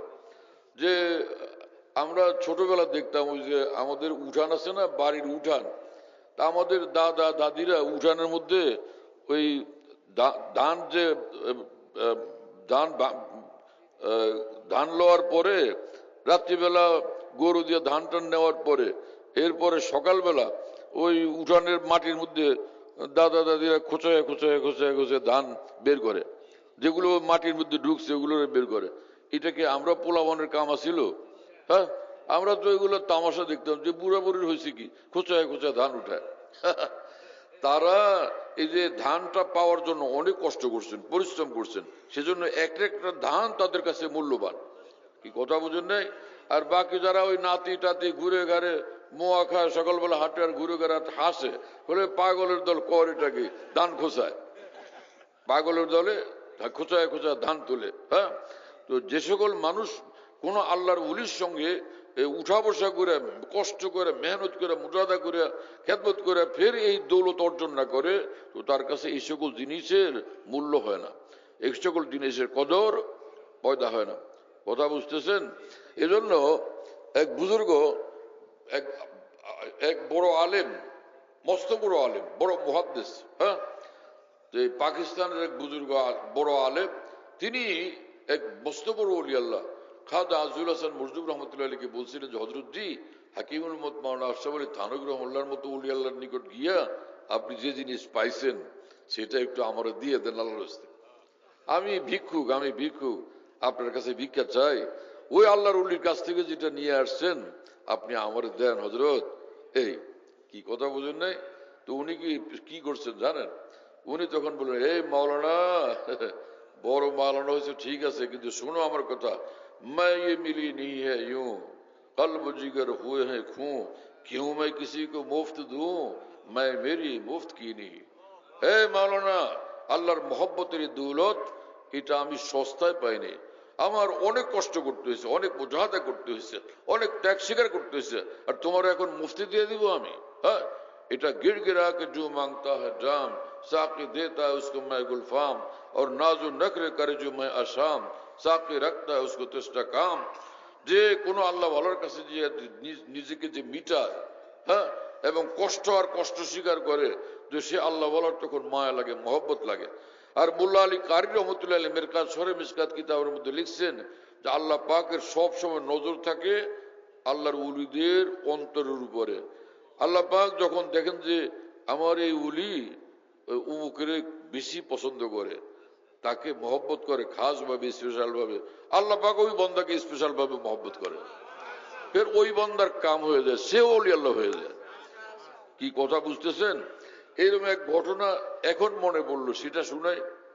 হ্যাঁ, যে এক আল্লাহর ওলি চাইছে কারণে আল্লাহ তাকে চাইয়ে বসছেন, এরকম ঘটনা মনে পড়ছে, শোনাবো। এটাও মোল্লা আলী কারি রহমতুল্লাহের মতো মুহাদ্দিস লিখছেন। সেটা হলো যে এক বিখ্যাত বুজুর্গ ছিলেন ইব্রাহিম ইবনে আদম রহমতুল্লাহ আলী, যিনি বলকের বাদশাহ ছিলেন। বলক হলো আফগানিস্তান আছে না, এই লাইট ফাইট মারেন কেন বারবার? লাইট মারেন না। আফগানিস্তান যে আছে ওর ওখানে একটা এই প্রদেশ আছে বলক, এই বলকের বাদশাহ ছিলেন ইব্রাহিম ইবনে আদম। ইনি উমর রাদিয়াল্লাহু আনহুর বংশধর। তো ইনি বাদশাহিটা সে বাদ দিয়া আল্লাহর দ্বীনের জন্য জীবনকে অক্ষ করে দিয়েছেন, পরে মস্ত বড় ওলি আল্লাহ হয়ে গেছেন। হযরত ইব্রাহিম ইবনে আদম একদিন রাস্তা দিয়ে যাইতেছিলেন, একজন মুসলমান যুবক আচ্ছা রকম মদ খায়া বেহুশ হয়ে পড়ে আছে। কি কথা বুঝেন নাই? কিন্তু এখানে একটা জিনিস, সেটা হলো গুনাহকে ঘৃণা করা ফরজ, গুনাহগার বান্দাটাকে ঘৃণা করা হারাম। অনেকে এগুলো পার্থক্য করে না। এই শয়তান, নামাজ পড়িস না, মনে হয় যে নামাজ 70 বছর পর্যন্ত পড়তেছে সেজন্য কোথাও আসমানে উঠে গেছে। আরে কাল কিয়ামতে আল্লাহ যদি আমাদেরকে মাফ না করেন, 1 কোটি বছরের নামাজ দিয়েও জান্নাতে ঢোকা যাবে না। হ্যাঁ, আর নিজের আমলের উপর নজর রাখা যাবে না। আমল করব কিন্তু আমলের উপর নজর নাই, নজর আল্লাহ পাকের রহমতের উপরে। রব্বুল আলামিন দয়া করে যদি কাল কিয়ামতে বলে দেন মাফ করে দিলাম, যাও জান্নাতে, তো কাজ হয়ে গেছে। আর যদি কাল কিয়ামতে আল্লাহ পাক ধরেন, কিন্তু একজনেরও রক্ষা নাই, আমাদের একজনেরও রক্ষা নেই। হযরত ওমর রাদিয়াল্লাহু তাআলা আনহু বলছিলেন, কাল কিয়ামতে যদি রব্বুল আলামিন ঘোষণা করেন সব জাহান্নামী, একটা জান্নাতি, তাহলে আমি আশা করব ওই জান্নাতিটা আমি। আর যদি রব্বুল আলামিন ঘোষণা দেন সবগুলো জান্নাতি, একটা জাহান্নামী, তো আমার ভয় হয় না জানি সেই জাহান্নামী আমি। কি কথা বুঝেন নাই? মানে আল্লাহর রহমতের আশাও করা, আল্লাহর ভয়ে কাঁপতেও থাকা, এই দুই জিনিস যার মধ্যে থাকে সে জান্নাতে যাবে ইনশাআল্লাহ। আল্লাহর ভয়ে কাঁপতে থাকে, আল্লাহ পাক রহমতের আশাও করতে থাকে। কথা বুঝতেছেন ভাইয়েরা? তো ইব্রাহিম ইবনে আদম রহমুল্লাহ যখন যাইতেছিলেন, ওই যুবককে দেখলেন, তো কেউ তো নাই সেখানে, তো ওর মুখে ফেনা উঠে গেছে আর ও অজ্ঞান হয়ে পড়ে আছে। এইরকম একজন মুসলমান যার সাহায্যের দরকার, তাকে সাহায্য করা ওয়াজিব। হ্যাঁ, তো ওখান থেকে হাইটে চলে গেলেন, গিয়া মসজিদের মধ্যে এশাকে মশগুল হলেন, নফলে মশগুল হলেন। এটা নফলে মশগুল হওয়ার সময় না, এ সময়তে মুসলমানকে সাহায্য করা ফরজ। তিনি কোথাও থেকে পানি সংগ্রহ করলেন, পানি সংগ্রহ করে পরে আস্তে আস্তে ওর মুখটা পানি দিয়ে ধুয়ে দিলেন। হঠাৎ ও হুশে আসছে, হুশ আসছে পরে দেখল আল্লাহ রে, এত বড় আলেম বুজুর্গ বলি আল্লাহ এখানে, আল্লাহ! বেচারা লজ্জা শরমে পরে আল্লাহ হেদায়েতের সময় যখন আসে तो अल्लाह पाक की व्यवस्था करें। आए दोस्त अय्याम जब भले आते हैं, घात मिलने की वो खुद आप ही बतलाते हैं। हाँ, আল্লাহ পাক যাকে হেদায়েত দিতে চান, হেদায়েতের ঘাটি পর্যন্ত আল্লাহ পাক নিজেই তাকে পৌঁছায় দেন। এই গুনাহগার বান্দার যে আজকে হেদায়েতের সময়, ও তো জানতো না, ও তো মদ খায় বেহুশ হয়েছে। তো আল্লাহ পাক এই ওলিকে এখানে নিয়ে আসছেন ওর জন্য হেদায়েতের ব্যবস্থা করার জন্য। কি আশ্চর্য ঘটনা, কল্পনাও করা যায় না। তো সে যুবক তখন বলে কি, হুজুর আপনি আমাকে তওবা করে দেন। হ্যাঁ, আপনি আমাকে তওবা করে দেন। তো তওবা করে দিয়েছেন তিনি। বলো আমি আর গুনাহ করবো না, হ্যাঁ কোনো গুনাহ করবো না, তওবা করলাম সব গুনাহ থেকে, ব্যাস তওবা হয়ে গেছে। এদিকে রাসূল পাক সাল্লাল্লাহু তাআলা আলাইহি ওয়াসাল্লাম বলছেন, আত-তাইবু মিনাজ যামবি কামান লা যামবালা, যেই বান্দা গুনাহ থেকে তওবা করে সে একদম বেগুনাহ বান্দার মর্তবা পেয়ে যায়, বেগুনাহ বান্দার মতো হয়ে যায়, তার কোনো গুনাহ একদম নাই, সব সাফ। এবং রাসূলুল্লাহ সাল্লাল্লাহু আলাইহি ওয়াসাল্লাম বলছেন, ইজা তাবাল আবদু আনসাল্লাহুল হাফাযাতা যুনুবাহু ওয়া আনসা যালিকা জাওয়ারিহু ওয়া মালিমাহু মিনাল আরদ হাত্তা ইয়ালকাল্লাহ তাআলা ইয়াউমাল কিয়ামা ওয়া লাইসা আলাইহি শাহিদু মিনাল্লাহি বিযামবিন। কোন বান্দা গুনাহ থেকে যখন তওবা করে, এই গুনার যতগুলো সাক্ষী থাকে আল্লাহ পাক নিজে খুশি হয়ে গুনার সাক্ষীগুলোকে নিশ্চিহ্ন করে দেন। যেই জমিনের উপর গুনাহ করছিল জমিন সাক্ষী, আল্লাহ পাক ওই জমিনকে গুনার কথা ভুলাইয়া দেন। যেই অঙ্গের দ্বারা গুনাহ করছিল দেহের, সেই দেহ এবং অঙ্গ প্রত্যঙ্গকে আল্লাহ পাক গুনাহগুলো ভুলাইয়া দেন। কি কথা বুঝতেছেন? যে ফেরেশতারা সঙ্গে ছিলেন তারা তো দেখছেন গুনার বিষয়টা, ওই ফেরেশতাদেরকেও আল্লাহ পাক গুনার কথা ভুলাইয়া দেন। আর আমলনামার মধ্যে গুনাহ লেখা, ওই আমলনামার ভিতর থেকে গুনাহকে নিশ্চিহ্ন করে দেন। কথা বুঝতেছেন? কাল কিয়ামতে এই বান্দা যখন আল্লাহর সামনে গিয়ে হাজির হবে, ওর গুনার পক্ষে কোনো সাক্ষী পাওয়াই যাবে না, আল্লাহ তাকে মাফ করে দিবেন। কি আশ্চর্য ঘটনা! এবং রাসূলুল্লাহ সাল্লাল্লাহু আলাইহি ওয়াসাল্লাম বলছেন, লা কবীরাতা মাল ইস্তিগফার ওয়ালা সগীরাতা মাল ইসরার, যে যত বড় কবিরা গুনাহ হোক, বান্দা যদি তওবা করে ইস্তিগফার করে মাফ চায় আল্লাহর কাছে, তো সব সাফ, কোনো কবিরা গুনাই আর গুনাহ থাকবে না, সব নিশ্চিহ্ন হয়ে যাবে। এই জন্য হাকিমুল উম্মত মাওলানা আশরাফ আলী থানভী রহমতুল্লাহ আলাইহি বলেন, আমার ভাই মুসলমান, আল্লাহকে চিনলা না, হ্যাঁ গুনাহ করছো মিয়া, গুনাহ নিয়ে কেন বসে আছো? যে আমি 1000 বোতল মদ খাইছি, 1000 বোতল হোক, না হলে 1,00,000 বোতল, 1 কোটি বোতল হোক, তওবা করো, মাপ চাও, সব সাফ। তওবা করো, মাপ চাও, সব সাফ। এই সকল বয়ান কি হুজুরদের কাছে শোনা যায়? আমাকে বিভিন্ন জায়গায় মানুষে বলে যে আপনি আইসে এমন এমন কথা শুনান যে আমরা গুনাহ টুনা সব পরে বাদ দিয়ে দিই, যা করছি, এখন যখন তওবা করলে মাফি হয়ে যাবে, তার গুনাহ করে লাভ কি? এখন তো বুঝ আসছে যে গুনাহ করা ঠিক না, তাহলে এখন বাদ দিয়ে দিলাম। সব জায়গায় ওয়াজ শুনতে গেলে দেখি যে হুজুররা আমাদেরকে ধরে ধরে সবগুলোর জাহান্নামে পাঠায়। এখানে আসলে শুনি যে ভাই জান্নাতে যাওয়ার রাস্তা আছে। আসলে কোরআন সুন্নাহর কথাগুলো যদি আমরা বলি, ফায়দাই ফায়দা, লাভই লাভ, আমার লাভ। আর যে মুসলমান ভাইরা হিম্মত করবে যে আর গুনাহ করবো না, তারা কত দোয়া দিবে ভাই।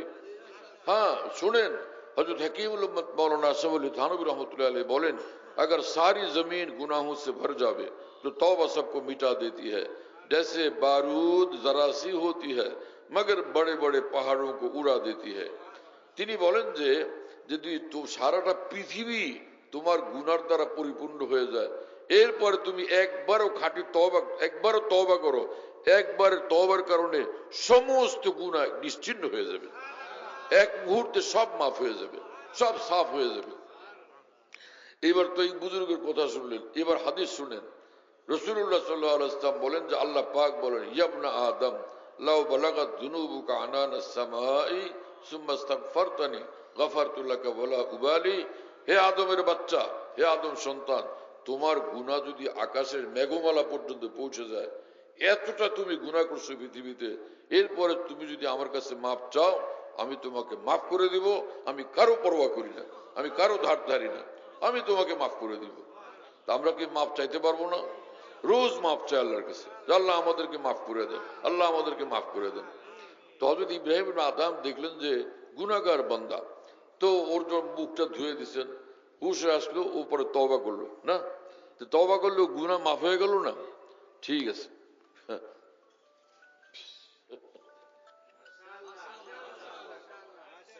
গুনাহ মাফ হয়ে গেছে, ঠিক আছে। গুনাহ মাফ হলে সঙ্গে সঙ্গে গিয়ে আজকে গুনাহ ছাড়লাম, যে আজকেই কি ওলি আল্লাহ হয়ে যায় মানুষ? আরো কিছু করা লাগবে না?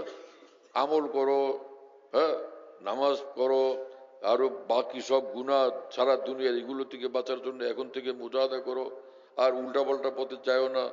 পরে একদিন আল্লাহ তাআলা বড় কিছু দিয়ে দিবেন, তাই না? কিন্তু ঘটনা আরেক রকম হয়ে গেছে। ঘটনাটা আরেক রকম হয়ে গেছে। সেটা কি? সেটা বুঝতে হলে এটা বুঝবেন যে যে রাসূলুল্লাহ সাল্লাল্লাহু আলাইহি ওয়াসাল্লাম বলছেন, বুখারী শরীফে হাদিস আছে, ভালো স্বপ্ন যদি দেখো, এটা আল্লাহর পক্ষ থেকে আসছে, এটা বন্ধু বান্ধব কাউকে পাইলে শোনাবা। খারাপ স্বপ্ন যদি দেখো, কাউকেই বলো না, আর তার তোমার কোনো ক্ষতি হবে না। কি কথা বুঝেন নাই? ভালো স্বপ্ন দেখলে বলতে বলছেন, খারাপ স্বপ্ন কাউকেই না বলা। হ্যাঁ, এক নম্বর। 2, রাসূলুল্লাহ সাল্লাল্লাহু আলাইহি ওয়াসাল্লাম বলছেন যে রুয়াল মুমিনে জুজুম মিন সিত্তাতি ওয়া আরবাঈনা জুজাম মিনান নুবুওয়া। একজন ঈমানওয়ালা যখন স্বপ্ন দেখে, হ্যাঁ, সেই স্বপ্ন নবুয়তের 46 ভাগের 1 ভাগ। অনেক বড় কথা না? তো একজন বড় ওলি আল্লাহ যদি স্বপ্ন দেখে, তো সেটা কত বড়। হযরত ইব্রাহিম আলাইহিস সালাম স্বপ্ন দেখছিলেন না, ইসমাঈল আলাইহিস সালামকে কুরবানি করতেছেন। নবীদের স্বপ্ন এটা ওহী, নবীর স্বপ্ন এটা ওহী। তো ওলিদের স্বপ্ন এটা তো আল্লাহর তরফ থেকে হয়। এই হযরত ইব্রাহিম ইবনে আদম এই লোকটারে তওবা করায় দিয়ে গেলেন, ওই রাত্রে ঘুমাইছেন। তিনি যখন স্বপ্নে দেখেন যে ওই যে আজকের যে তওবা করলো না, ওরে একদম মানে নবীদের পরে সবচেয়ে উচ্চ যে স্তর ওলিদের, সেটার নাম হলো সিদ্দিকিনের মর্তবা, সিদ্দিকিনের স্তর। এই আজকের তওবাকারীকে সিদ্দিকিনের মর্তবার ওলি আল্লাহ বানায় দিয়েছেন আল্লাহ তাআলা। কি কথা বুঝেন নাই? তো হযরত ইব্রাহিম ইবনে আদম বললেন যে আয় আল্লাহ, আপনার ফয়সালা আপনার ফয়সালা, আপনার ফয়সালার উপর তো কোনো কথা নাই। কিন্তু আমরা যেটা জানি সেটা হলো যে মেহনত মুজাহাদা করে পরে উপরে উঠে। ও তো আজকে তওবা করলো, ও তো খাইতো খালি মদ, কত কাল যাবৎ খাইছে, এত খাওয়ার পরে আজকে না তওবা করলো, আজকে তওবা করে এত ঊর্ধ্বে উঠে গেল একদিনে। এটার এই রহস্য তো কিছু আমার মাথায় আসে নাই, বুঝিনি আমি। আল্লাহ পাক তখন বললেন যে হে ইব্রাহিম ইবনে আদম শোনো, আনতা গাসালতা ফামাহু লিআজলি ফাগাসালতু কলবাহু লিআজলিকা। হে ইব্রাহিম ইবনে আদম, আমার এই গুনাহগার বান্দার মুখটা ধুয়ে দিছো তুমি কেন? হ্যাঁ, আমার খাতিরে, যা হোক ও গুনাহগার কিন্তু আমার আল্লাহর বান্দা, আমার খাতিরে তুমি ওর মুখটা ধুয়ে দিছো, তো তোমার খাতিরে আমি ওর দিলটাকে ধুয়ে দিছি। তোমার খাতিরে, তুমি তো আমার প্রিয়, তোমার খাতিরে আমি আগায়া ওর দিলটাকে ধুয়ে দিছি। আমি আল্লাহ নিজে তার দিলকে ধুয়ে দিব, সে কোন মর্তবার ওলি হবে তুমি বুঝো? শুনতেছেন প্রিয় বন্ধুরা? আল্লাহ তাআলা আমাদেরকে বুঝ দান করেন। তো একটা জিনিস আমরা বুঝলাম যে ফরজ ওয়াজিব এবং সুন্নতে মুআক্কাদা যেটা, সেটা ওয়াজিবেরই মতো। ফরজ যেটা ফরজ মানে ফরজকে বিশ্বাস করতে হয়, এটা ফরজ, আবার আমলও করতে হয় ফরজের মতো, অবশ্য পালনে। ওয়াজিবকে বিশ্বাস করতে হয় ওয়াজিব, আমল করতে হয় ফরজের মতো। আর সুন্নতে মুআক্কাদাকে বিশ্বাস করতে হয় সুন্নতে মুআক্কাদা, আমল করতে হয় ওয়াজিবের মতো। কি কথা বুঝেন নাই? তাহলে সুন্নতে মুআক্কাদা গুলোকেও আমল করতে হবে। তো যে ব্যক্তি ফরজ ওয়াজিব আদায় করবে আর গুনাহ থেকে বিরত থাকবে, সে ওলি আল্লাহ। কি কথা বুঝেন নাই? এত রেফারেন্স দিলাম, এত কথা বললাম, কিন্তু যারা হাদিসের কিতাব পড়ায়, ফিকহের কিতাব পড়ায়, বুখারী শরীফ পড়ায়, এরকম হুজুরদেরকে নিয়ে ভারী মুশকিল। তারা সব শোনার পরও ভাবে যে ব্যাপারটা কি তাহলে। কি কথা বুঝেন নাই? তাদের ব্যাপারটা শুনাইতেছি আমি এখন। কারণ যাদেরকে আল্লাহ ইলম দিয়েছেন তারা কোনো কথা একদম 100 ভাগ পাকাপাকি হইলে তখন ওইটা তারা মানতে সহজ হয়।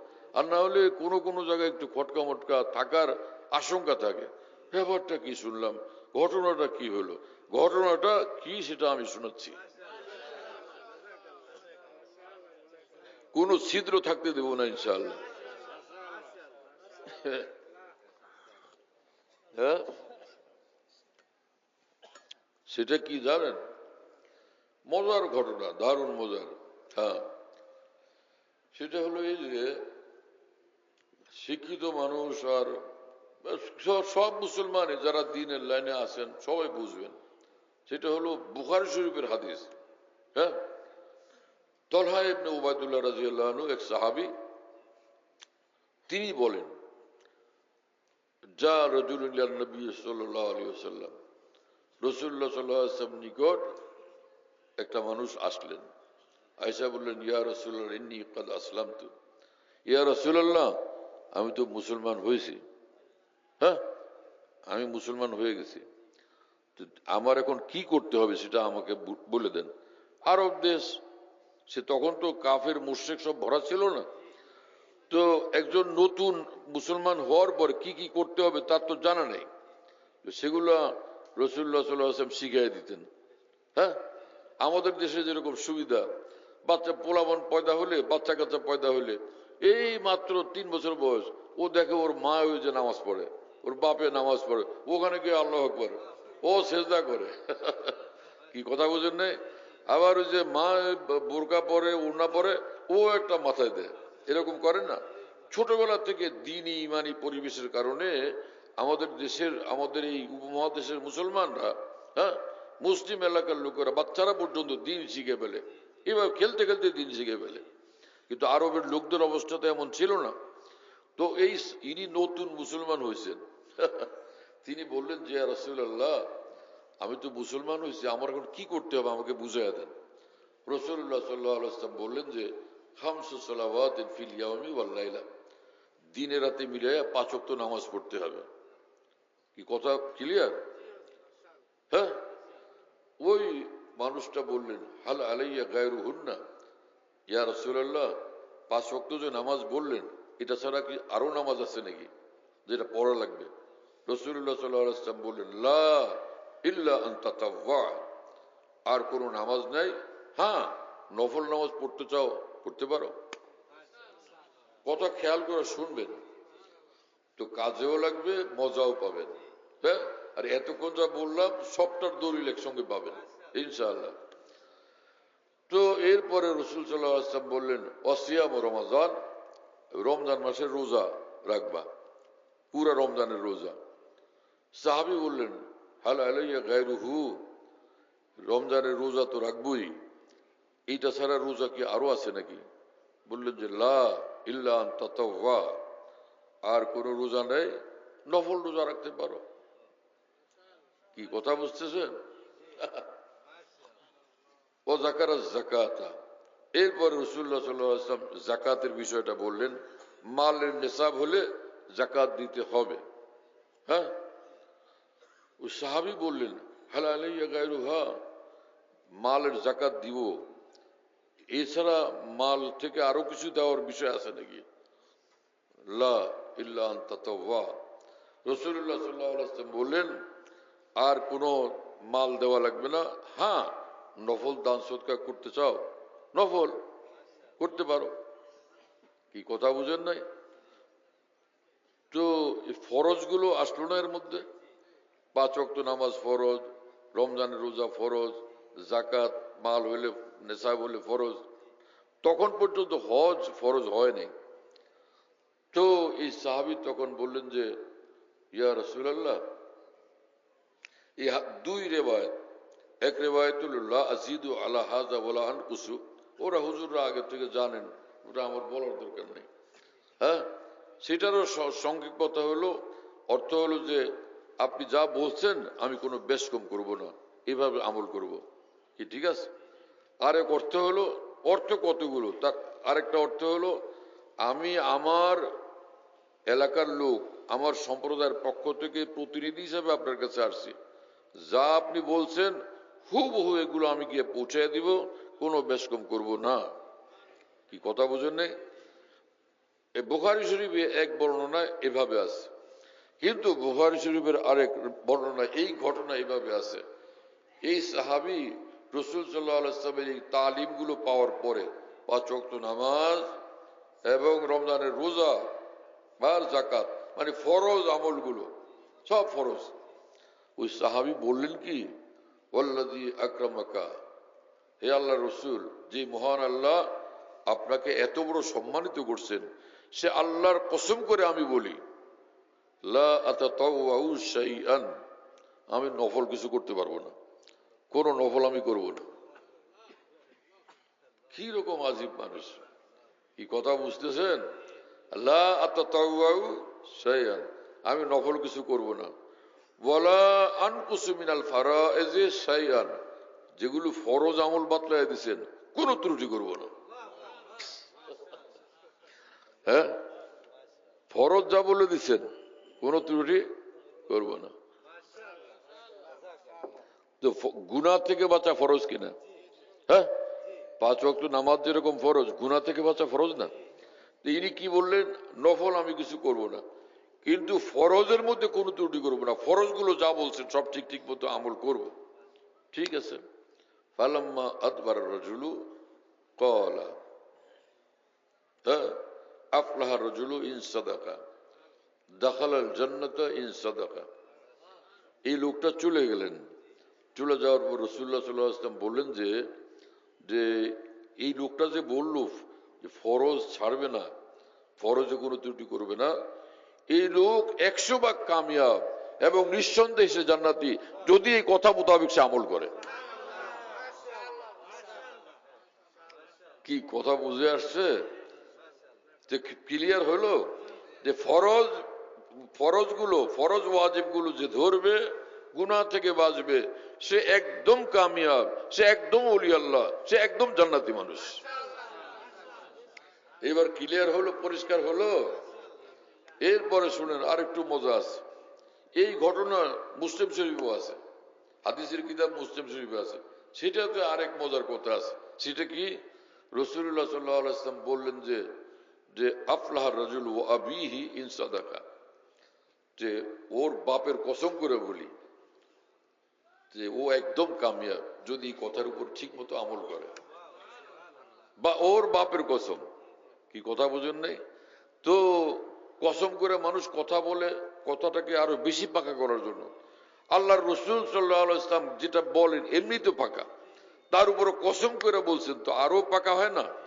কসম করে বলছেন এই কথা যে সে যদি ফরজগুলোকে আদায় করে, এই কথার উপর অটল থাকে, নিঃসন্দেহে সে কামিয়াব, নিঃসন্দেহে সে জান্নাতে চলে যাবে। এইবার আপনাদের কাছে পরিষ্কার হলো, আমরা ফরজ ওয়াজিব গুলো আমল করবো ইনশাআল্লাহ, সুন্নতে মুআক্কাদা গুলো আমল করবো ইনশাআল্লাহ, গুনাহ থেকে বাঁচবো ইনশাআল্লাহ। এইটুকু করলে নিঃসন্দেহে ওলি আল্লাহ হবে। বাকি রইল যে এখানে একটা কথা, সেটা হলো যে এখানে ওর ওর বাপের কসম করে বললেন রাসূল সাল্লাল্লাহু আলাইহি ওয়াসাল্লাম, অথচ আরেক হাদিসে রাসূল পাক সাল্লাল্লাহু আলাইহি ওয়াসাল্লাম বলছিলেন যে আল্লাহ ব্যতীত আর কারো নামে কসম করবা না। এই তো এখানে তো হাদিস শরীফে ও আবিহি, ওর বাবার কসম। হ্যাঁ, তো রাসূলুল্লাহ সাল্লাল্লাহু আলাইহি ওয়াসাল্লাম বলছিলেন অন্যের নামে কসম করতে মানা করছেন কি জন্য? আরবের লোকেরা যেহেতু মূর্তি পূজা করতো, তা আরেকজনের নামে কসম করতে গেলে এখানে প্রশ্ন দ্বারা যে না জানি ওই আরেকজনকে সে মাবুদ মানে, খোদার মতো মানে। কি কথা বোঝেন নাই? তা আল্লাহর নবী নিজে, আল্লাহর নবীর মধ্যে আশঙ্কা তো নাই, তিনি তো আর কাউকে খোদা মানেন না, তিনি তো ফ্রেশ, একদম কামেল তাওহীদওয়ালা, কামেল ঈমানওয়ালা। এজন্য তিনি কসম করছেন যে ও আমি ওর বাবার কসম করে বললাম, এইটা তো কোনো সমস্যা নাই। কি কথা বুঝেন নাই? কিন্তু অন্যদেরকে নিষেধ করছে যে তোমরা কিন্তু এরকম করবা না। তা আমরা আল্লাহ ব্যতীত কারো নামে কসম করবো না। মানুষের এরকম করে না, আমার চোখটা খায়, চোখের কসম, আমার পোলার মাথা হাত দিয়ে কসম, এগুলো কোনো কথা? এই মাটিটা শুয়ে কসম, এগুলো কিসের কসম? এগুলো কোনো কিছুই না। হ্যাঁ, যদি কসমের দরকার হয় খামোখা তো কসম করতে নাই, আর কসম করলে আল্লাহর নামে কসম করতে হবে। কি কথা বুঝেন নাই? কথাগুলো পরিষ্কার হয়ে গেছে আল্লাহ তাআলার মেহেরবানি। হ্যাঁ, কি পড়ছিলাম, কি পড়ছিলাম মনে আছে? হ্যাঁ, মনে হয়েছে। ইন্নাল মুত্তাকিনা ফি জান্নাতি ওয়া নাহার। কোরআন শরীফে মহান রব্বুল আলামিন বলেন যে যারা গুনাহমুক্ত জিন্দেগি নিয়ে পৃথিবীতে চলবে, এই মুত্তাকিন শব্দের অর্থ মানুষ সঠিকভাবে বুঝে না। আল্লাহ সে ডরনে ওয়ালে, আল্লাহ সে ডরনে ওয়ালে কি? এর অর্থই হলো যে যারা ফরজ ওয়াজিব আদায় করে আর সব গুনাহ থেকে মুক্ত থাকে, এরাই মুত্তাকিন মানুষ। হ্যাঁ, এরপরে যদি আরো উচ্চ মর্তবা হয় তো আরো লাভ, আরো মর্তবা আরো লাভ, নফল যত পড়বে তত বেশি লাভ। একজনে ব্যবসা করে, সপ্তাহে 3 দিন যায় দোকানে আর 3 দিন যায় না। কি কথা বুঝেন নাই? আরেকজনের সপ্তাহে 7 দিন যায় ঠিক মতো ব্যবসা করে। দুজনের লাভ কি সমান হবে?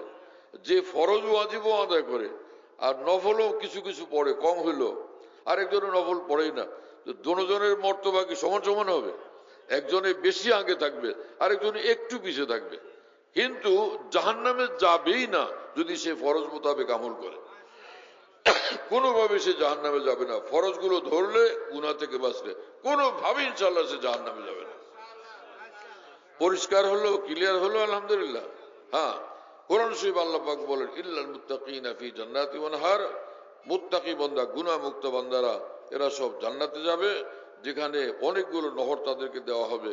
মধুর নহর, দুধের নহর, মিঠা পানির নহর, শরাবের নহর, এসব তারা পাবে। এক দুই কলস না, পুরা নহর, এক দরিয়া আল্লাহ পাক দিয়ে দিবেন। যতবারও খাও তুমি। হ্যাঁ, খাও, খাওয়াও। হ্যাঁ, আর ফি মাকাদি সিদকিন, শুধু এই না যে আল্লাহ পাক খাইতে দিলেন যে খা যে পর্যন্ত পারিস। এই যে আমাদের ছোটবেলা আমার মা বাড়িতে দেখতাম, মেজো মামার ঘরে যে কামলারা আসতো না, বাপরে বাপ, এক একজনের জন্য আমার মামানি এই পরিমাণ ভাত রান্না করতেন সকালবেলা, গরম ভাত। তা আমার নানি বলতেন যে কি করো, মানুষদের 4 জন, ভাত রান্না করছো কতগুলি? তা আমার মামানি কোনো উত্তর দিতেন না।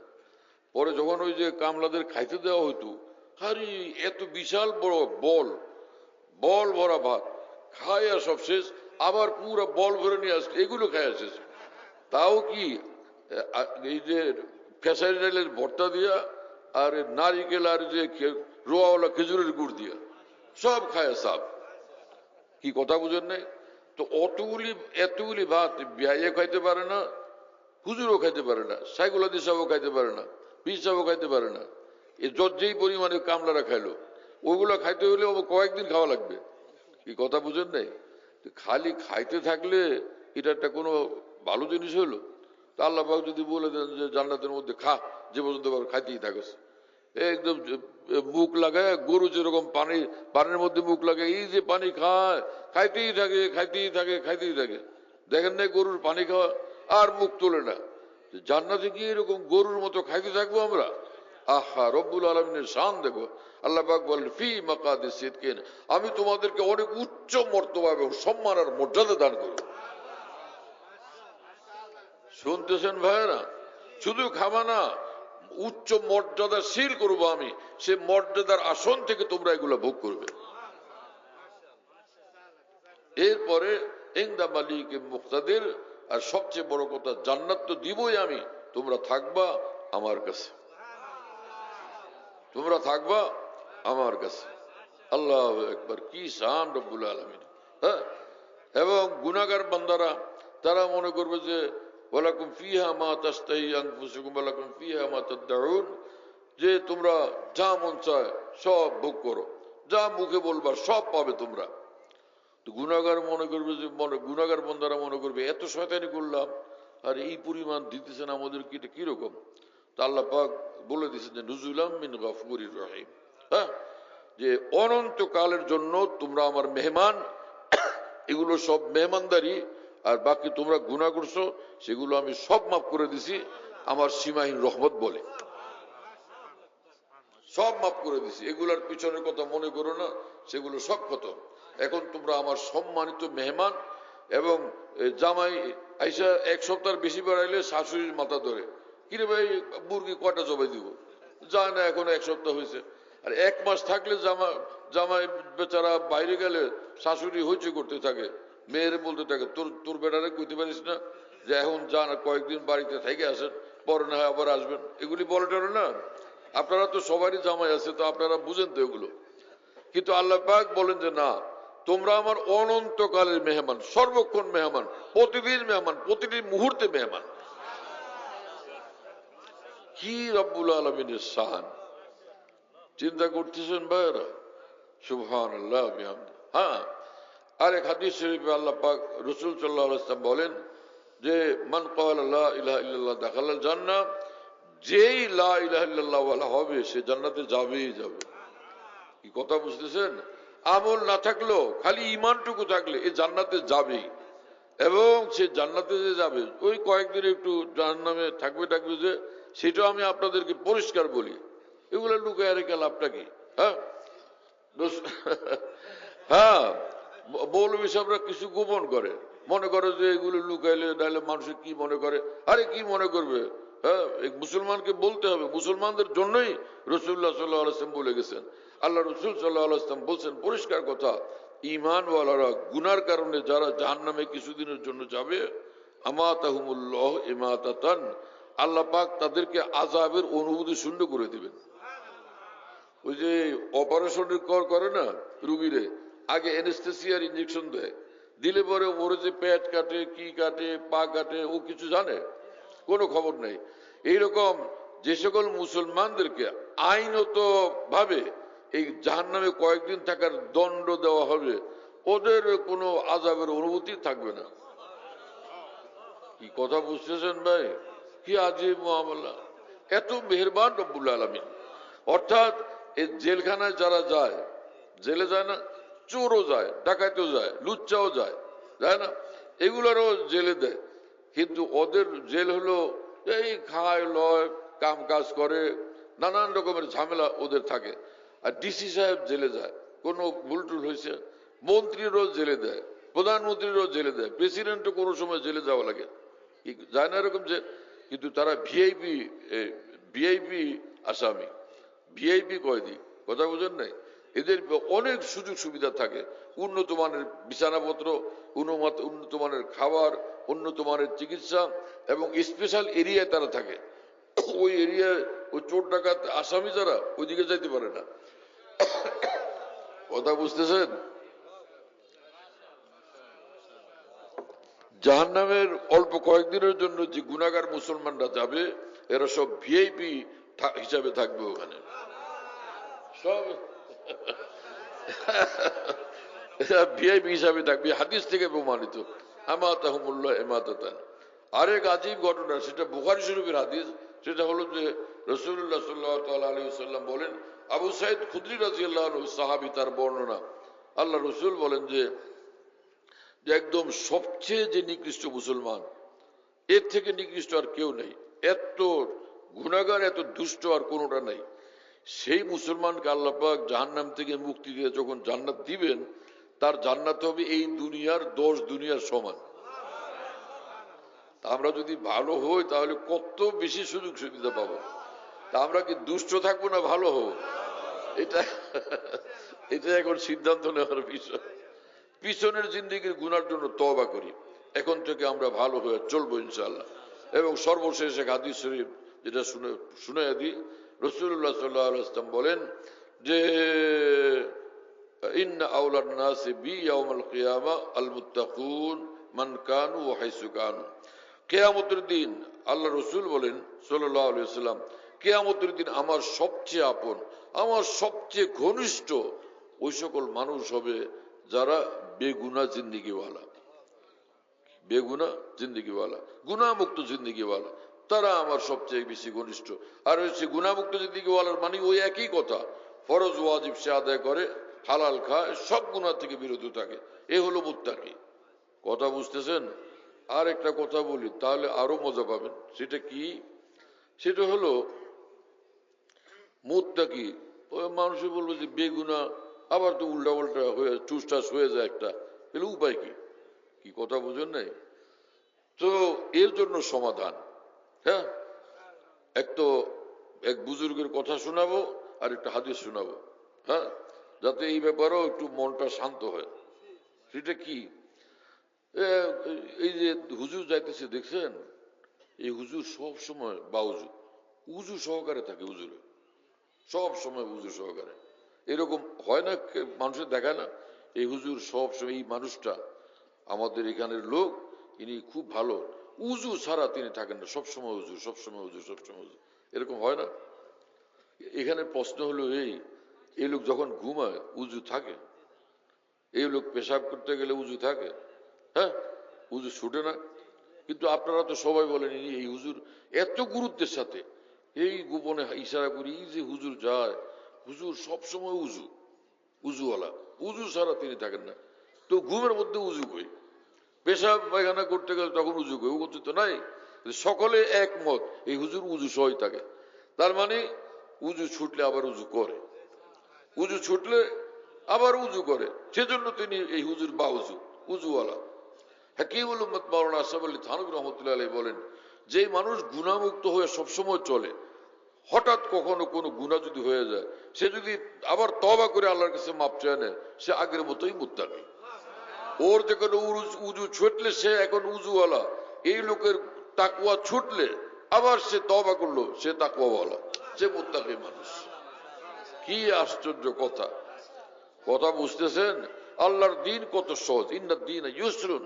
রাসূলুল্লাহ সাল্লাল্লাহু আলাইহি ওয়াসাল্লাম বলছেন আল্লাহ পাকের দিন একদম সহজ, ইউসরুন, আইসার বলেন ইউসরুন, একদম সহজ। হ্যাঁ, বাকি হলো একটা হাদিস শোনাবো বলছি, সেটা কি? সেটা হলো এই, রাসূলুল্লাহ সাল্লাল্লাহু আলাইহি ওয়াসাল্লাম বলছেন, দেখো তোমরা আদমের পোলাপান না? তোমাদের বাপ কে? আদম আলাইহিস সালাম। তো সে আদমের সন্তান, তো কুল্লু বানি আদম খাত্তা, তোমরা আদমের সন্তানেরা সবগুলো অসংখ্য দোষ ত্রুটিওয়ালা। আল্লাহ রসুল সাল্লাল্লাহু আলাইহি ওয়াসাল্লাম নিজে বলে দিয়েছেন। আল্লাহ নবী যখন বলছেন আমরা অসংখ্য দোষ ত্রুটিওয়ালা, তাহলে দোষ ত্রুটি থাকবো কোত্থেকে? কি এই জন্য সমস্ত ওলামা, আউলিয়া, বুজুর্গানে দ্বীন, মুহাদ্দিসিন যেখানে দ্বীনের কথা লিখবেন, লেখেন, সেখানে বলে দেন যে একদম গুনাহমুক্ত থাকে কে? তবে তওবা ইস্তেগফার করতে হবে, আল্লাহর কাছে মাপ চেয়ে নিতে হবে। কি কথা বুঝেন নাই? আল্লাহ রসুল সাল্লাল্লাহু আলাইহি ওয়াসাল্লাম বলে তোমরা যখন সবাই এত দোষ ত্রুটিওয়ালা খাতিউন খাত্তা বহু দোষ ত্রুটিওয়ালা, তাহলে সমাধান কি? খায়রুল খাত্তাইন আত-তাওয়াবুন। আল্লাহ রসুল সাল্লাল্লাহু আলাইহি ওয়াসাল্লাম বলেন সমাধান হলো যত ভুল তত তওবা, যত ভুল তত তওবা, যত অন্যায় তত তওবা। গুনাহ হয়ে গেলে তওবা করো, আবার মাফ চাও, আবার তওবা করো, আবার মাফ চাও, আবার তওবা করো, আবার মাফ চাও। এর আরেক উদাহরণ হলো যে কাপড় আজকে ময়লা হয়েছে, ধুয়ে ফেললাম, পরিষ্কার। আবার কালকে যদি ময়লা হয় ধুয়ে ফেললাম, আবার পরিষ্কার। হ্যাঁ, নাপাক হয়ে গেছে, এটা নিয়ে মসজিদে যাওয়া যাবে না, নামাজ পড়া যাবে না, ধুয়ে পরিষ্কার করলাম, এখন এটা দিয়ে নামাজ ঠিক আছে। ঠিক দিল এবং জিন্দিগি যদি নাপাক হয়, তওবা ইস্তেগফার করে নিলে এই জিন্দিগি পাক হয়ে গেল।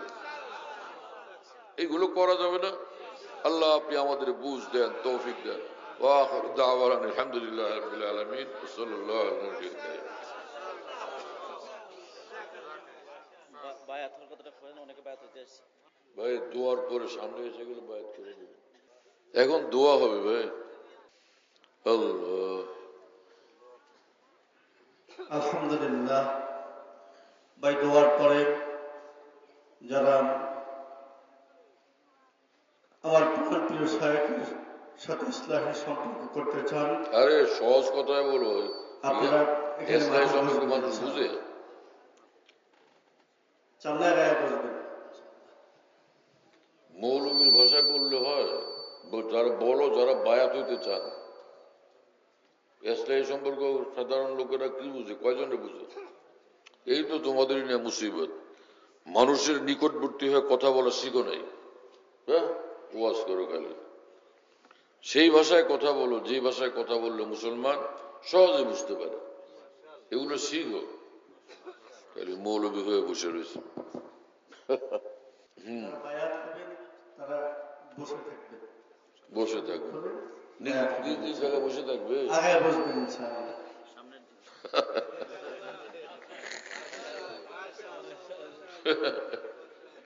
যারা বায়াত হবেন ফজর পর্যন্ত বসে থাকবে। মহা পাগলের দল।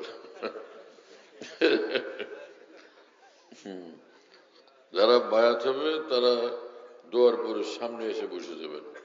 এইটুকু কথা বলতে পারে না 10-12। আলহামদুলিল্লাহ রাব্বিল আলামিন ওয়াসসালাতু ওয়াসসালামু আলা সাইয়্যিদিল মুরসালিন ওয়া আলা আলিহি ওয়া আসহাবিহি আজমাইন। আল্লাহুম্মা সাল্লি আলা সাইয়্যিদিনা মাওলানা মুহাম্মদ ওয়া আলা আলি সাইয়্যিদিনা মাওলানা মুহাম্মদ ওয়া বারিক ওয়া সাল্লিম। اللهم اغفر لنا ما قدمنا ما أخرنا وما أعلنا ما أسررنا ما أسرفنا وما أنت أعلم به منا، أنت المقدم وأنت المؤخر، لا إله إلا أنت، لا إله إلا أنت.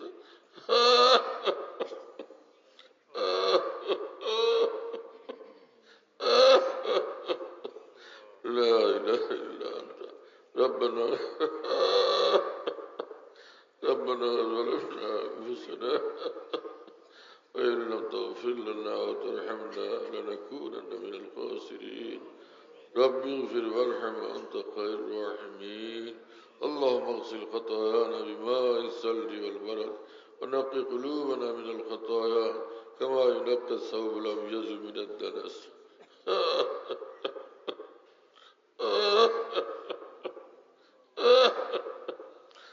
باعد بيننا وبين خطايانا كما بعدت بين المشرق والمغرب. اللهم آت نفوسنا تقواها وزكها أنت خير من زكاها أنت وليها ومولاها. اللهم اجعلنا هداة مهتدين غير ضالين ولا مضلين.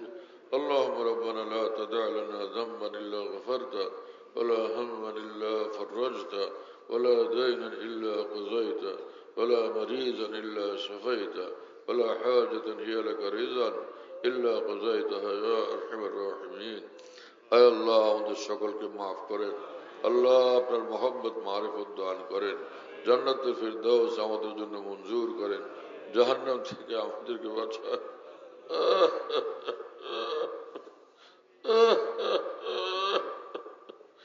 আল্লাহ আপনার নারাজগি, আপনার অসন্তুষ্টি সন্তুষ্টি থেকে আমাদেরকে বাঁচান। আল্লাহ আপনি আমাদের উপর রাজি হয়ে যান, খুশি হয়ে যান। আয় আল্লাহ আপনার রেজায় কামেল, কুরবে কামেল, নূরে কামেল আমাদেরকে নসিব করেন। আমাদের সকল আপনজন প্রিয়জনদেরকে নসিব করেন। আমাদের দোস্ত মুহিবিন বন্ধু বান্ধব সারা জাহানের সকলকে নসিব করেন। আয় আল্লাহ মেহেরবান মালিক, আমাদেরকে মাফ করে দেন, আমাদেরকে আপনার বানান, আপনি আমাদের হয়ে যান। আউলিয়া সিদ্দিকিন কামিলিনের মধ্যে আমাদেরকে শামিল করেন। মুত্তাকিন কামিলিন, মুনিবিন কামিলিন রূপে আমাদেরকে কবুল করেন। গুনাহ থেকে আমাদেরকে হেফাজত করেন, গায়রুল্লাহ থেকে আমাদেরকে হেফাজত করেন। আমাদের রোজগারে বরকত দান করেন। আয় আল্লাহ আমাদের ব্যবসা বাণিজ্যের মধ্যে বরকত দান করেন। সারা জাহানের মুসলমানের রোজগারের মধ্যে, ব্যবসা বাণিজ্যের মধ্যে অকল্পনীয়, অভাবনীয়, অফুরন্ত বরকত দান করেন। আয় আল্লাহ আমাদের অত্র অঞ্চলে সকল ঘর বাড়িতে বরকত দান করেন, রহমত দান করেন, নূর দান করেন। সকলের ঘর বাড়িতে বরকত দান করেন, ব্যবসা বাণিজ্যে বরকত দান করেন, বাগবাগানে, খেতে খেতে জিরাতে বরকত দান করেন। সকলের দোকানপাটে, অফিসে, আদালতে, সব জায়গায় বরকত আর রহমত খুব দান করেন। আয় আল্লাহ সকলের নেক আশা পুরো করেন, মুশকিল আসান করেন, পেরেশানিগুলো আপনি দূর করে দেন। সব বালা মুসিবত থেকে হেফাজত করেন, শত্রুদের থেকে, হিংসুকদের থেকে, যে কোনো ষড়যন্ত্র থেকে আমাদেরকে হেফাজত করেন। আয় আল্লাহ সমগ্র পৃথিবীর মুসলমানদের ঘরে ঘরে রহমত বরকত নূর নাজিল করেন। সকলের জিন্দগিতে রহমত দান করেন, নূর দান করেন, কামিয়াবি দান করেন। আয় আল্লাহ আমাদের বাংলাদেশের উপর সীমাহীন রহমত বরকত নূর ও সমৃদ্ধি নাজিল করেন। তামাম ফিতনার বিশৃঙ্খলা থেকে আমাদের দেশকে হেফাজত করেন। ভালো মানুষদেরকে নির্বাচিত হয়ে দেশ চালানোর জন্য আপনি কবুল করেন। আয় আল্লাহ ভালো মানুষরা নির্বাচিত হন এবং ভালোভাবে দেশ চালান, মানুষের উপর জুলুম না করেন এবং দেশকেও সুন্দরভাবে চালাইতে জানেন। এরকম মানুষদেরকে দেশ চালানোর জন্য আপনি কবুল করেন। খারাপ লোক, নষ্ট লোক যাতে দেশ চালানোর ক্ষমতা না পায়, যাদের দ্বারা দিনের ক্ষতি হবে, দেশের ক্ষতি হবে, এরকম জালেমদের থেকে দেশ চালানোর এই বিভাগকে আপনি আল্লাহ আপনি হেফাজত করেন। সমগ্র মুসলিম জাহানকে হেফাজত করেন। আয় আল্লাহ সমস্ত আমাদের দেশকে এবং সমস্ত মুসলিম জাহানকে দুশ্মনদের থেকে হেফাজত করেন, দুশ্মনদের চক্রান্ত ষড়যন্ত্র থেকে হেফাজত করেন। আয় আল্লাহ আমাদের দেশকে এবং সমস্ত মুসলিম মামালিককে কিয়ামত পর্যন্তের জন্য আয় আল্লাহ দুশ্মনদের উপর ফাতে এবং গালেব বানায় দেন। আল্লাহ আপনি ইসরায়েলকে ধ্বংস করে দেন, নিশ্চিহ্ন করে দেন, নির্মূল করে দেন। ফিলিস্তিনকে 67 সালের সীমানা মোতাবেক সুবিশাল, শক্তিশালী, স্বাধীন, সার্বভৌম ইসলামী রাষ্ট্র, সুন্নি রাষ্ট্র হিসাবে আপনি কবুল ফরমান। আল্লাহ আমাদেরকে মাফ করেন, আমাদেরকে আপনার বানান, আপনি আমাদের হয়ে যান। আল্লাহ এই মাদ্রাসাকে কিয়ামত পর্যন্তের জন্য কবুল করেন।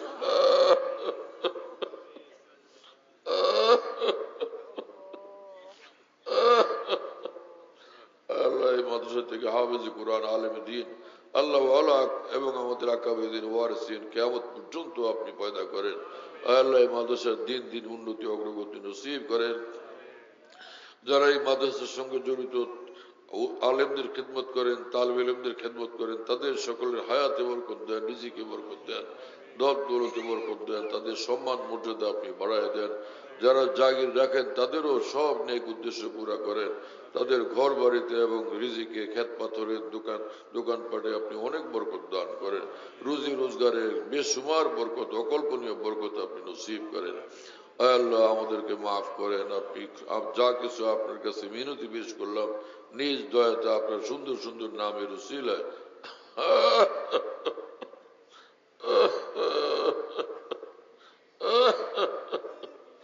আল্লাহ আপনি কবুল করেন। আল্লাহ আপনি কবুল করেন। আল্লাহ আপনি কবুল করেন।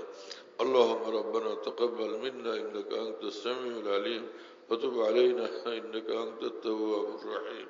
سبحان ربك رب العزة عما يصفون وسلام على المرسلين الحمد لله رب العالمين وصلى الله على النبي الكريم. কিতাবাদি আছে? যারা এখানে বায়াত হচ্ছেন আপনাদের প্রত্যেকের একটা ছোট্ট কিতাব দিয়ে দিবে। সেই কিতাবটা নিয়ে যাবেন। ওর মধ্যে কি কি জিকির করবেন, জিকির এবং কিছু আমলের কথা লেখা আছে। আর কিছু দিনই কিতাবের নাম লিস্ট দেওয়া আছে, সেটা আপনারা ওই সংগ্রহ করে পড়লে আপনাদের ফায়দা হবে ইনশাআল্লাহ। আল্লাহ, হ্যাঁ, যারা এমনি কাপড় ধরছেন, যারা ধরতে পারেন নাই তারা সামনের যারা ধরছেন তাদের পিঠে হাত দিয়ে বসলে হবে।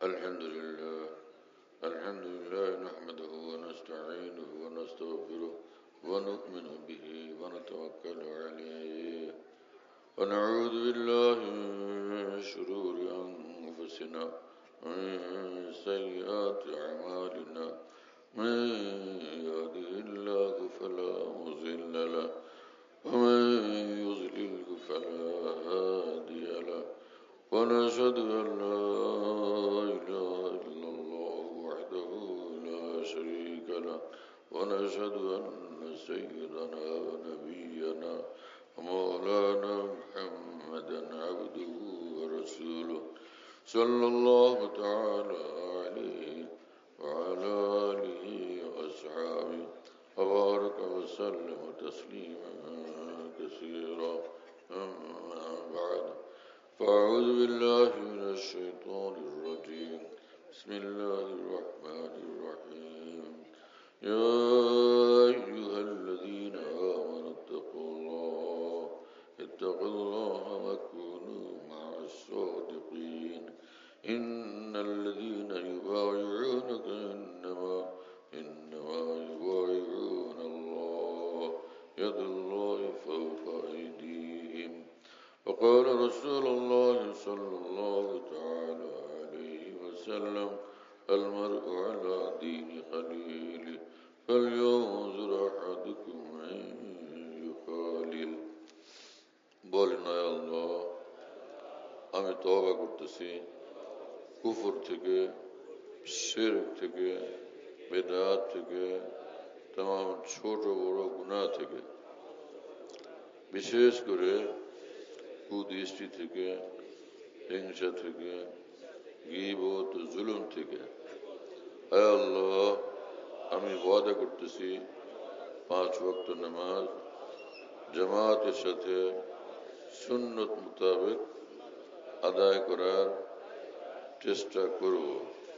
রমজান শরীফের রোজা রাখব, যাকাত ফরজ হলে যাকাত দিব, হজ ফরজ হলে হজ করব।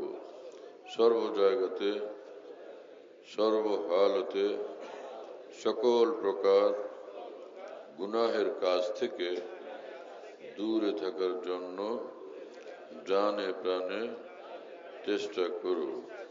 হে আল্লাহ আমি বায়াত হইতেছি 4 তরিকাতে, চিশতিয়া, কাদেরিয়া, নকশবন্দিয়া, মুজাদ্দিদিয়া, সোহরওয়ার্দিয়াতে।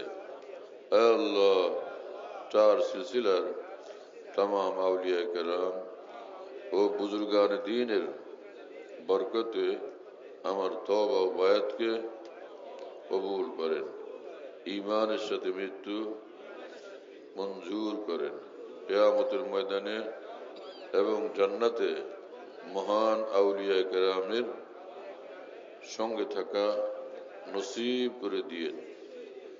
বস আপনারা বায়াত হয়ে গেছেন, তো যারা বায়াত হয়েছেন তারা প্রতিদিন একটা সময় বের করে প্রতিদিন একটা সময় জিকির করবেন। লা ইলাহা ইল্লাল্লাহ 300 বার করবেন, অথবা 200 বার, অথবা কমপক্ষে 100 বার। আল্লাহ আল্লাহ জিকির 300 বার, অথবা 200 বার, অথবা 100 বার করবেন। আর ইস্তেগফার 100 বার, দুরূদ শরীফ 100 বার। যদি এতটা হিম্মত না করেন, ইস্তেগফার 10 বার, দুরূদ শরীফ 10 বার, আর আল্লাহ আল্লাহ জিকির 100 বার, লা ইলাহা ইল্লাল্লাহ 100 বার। তো এইভাবে প্রতিদিন একটা সময় জিকির করবেন।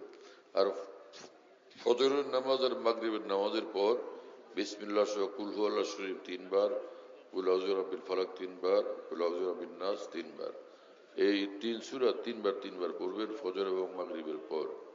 আর প্রতিদিন এশার নামাজের সুন্নতের পর ভিতরের আগে 2 রাকাত 4 রাকাত তাহাজ্জুদের নিয়তে পড়বেন। ভোর রাত্রে তাহাজ্জুদ পড়া সবচেয়ে উত্তম। যারা ভোর রাত্রে পড়তে না পারেন, এশার নামাজের পরেই তাহাজ্জুদের ওয়াক্ত শুরু হয়ে যায়, তো এজন্য ওই সময় পড়ে নিল, তো অন্তত এই সময়টা তাহাজ্জুদের ফজিলত অর্জন হবে। আল্লাহ তাআলা আমলের তৌফিক দান করেন। প্রথম 2 রাকাত পড়ার পরে সমস্ত ভুল ত্রুটির জন্য তওবা ইস্তেগফার করবেন। দ্বিতীয় 2 রাকাত পড়ার পরে আল্লাহ পাকের নিকট সকল নেক উদ্দেশ্যের জন্য দোয়া করবেন। আল্লাহ তাআলা আমাদের সকলকে তৌফিক দেন এবং কবুল করেন।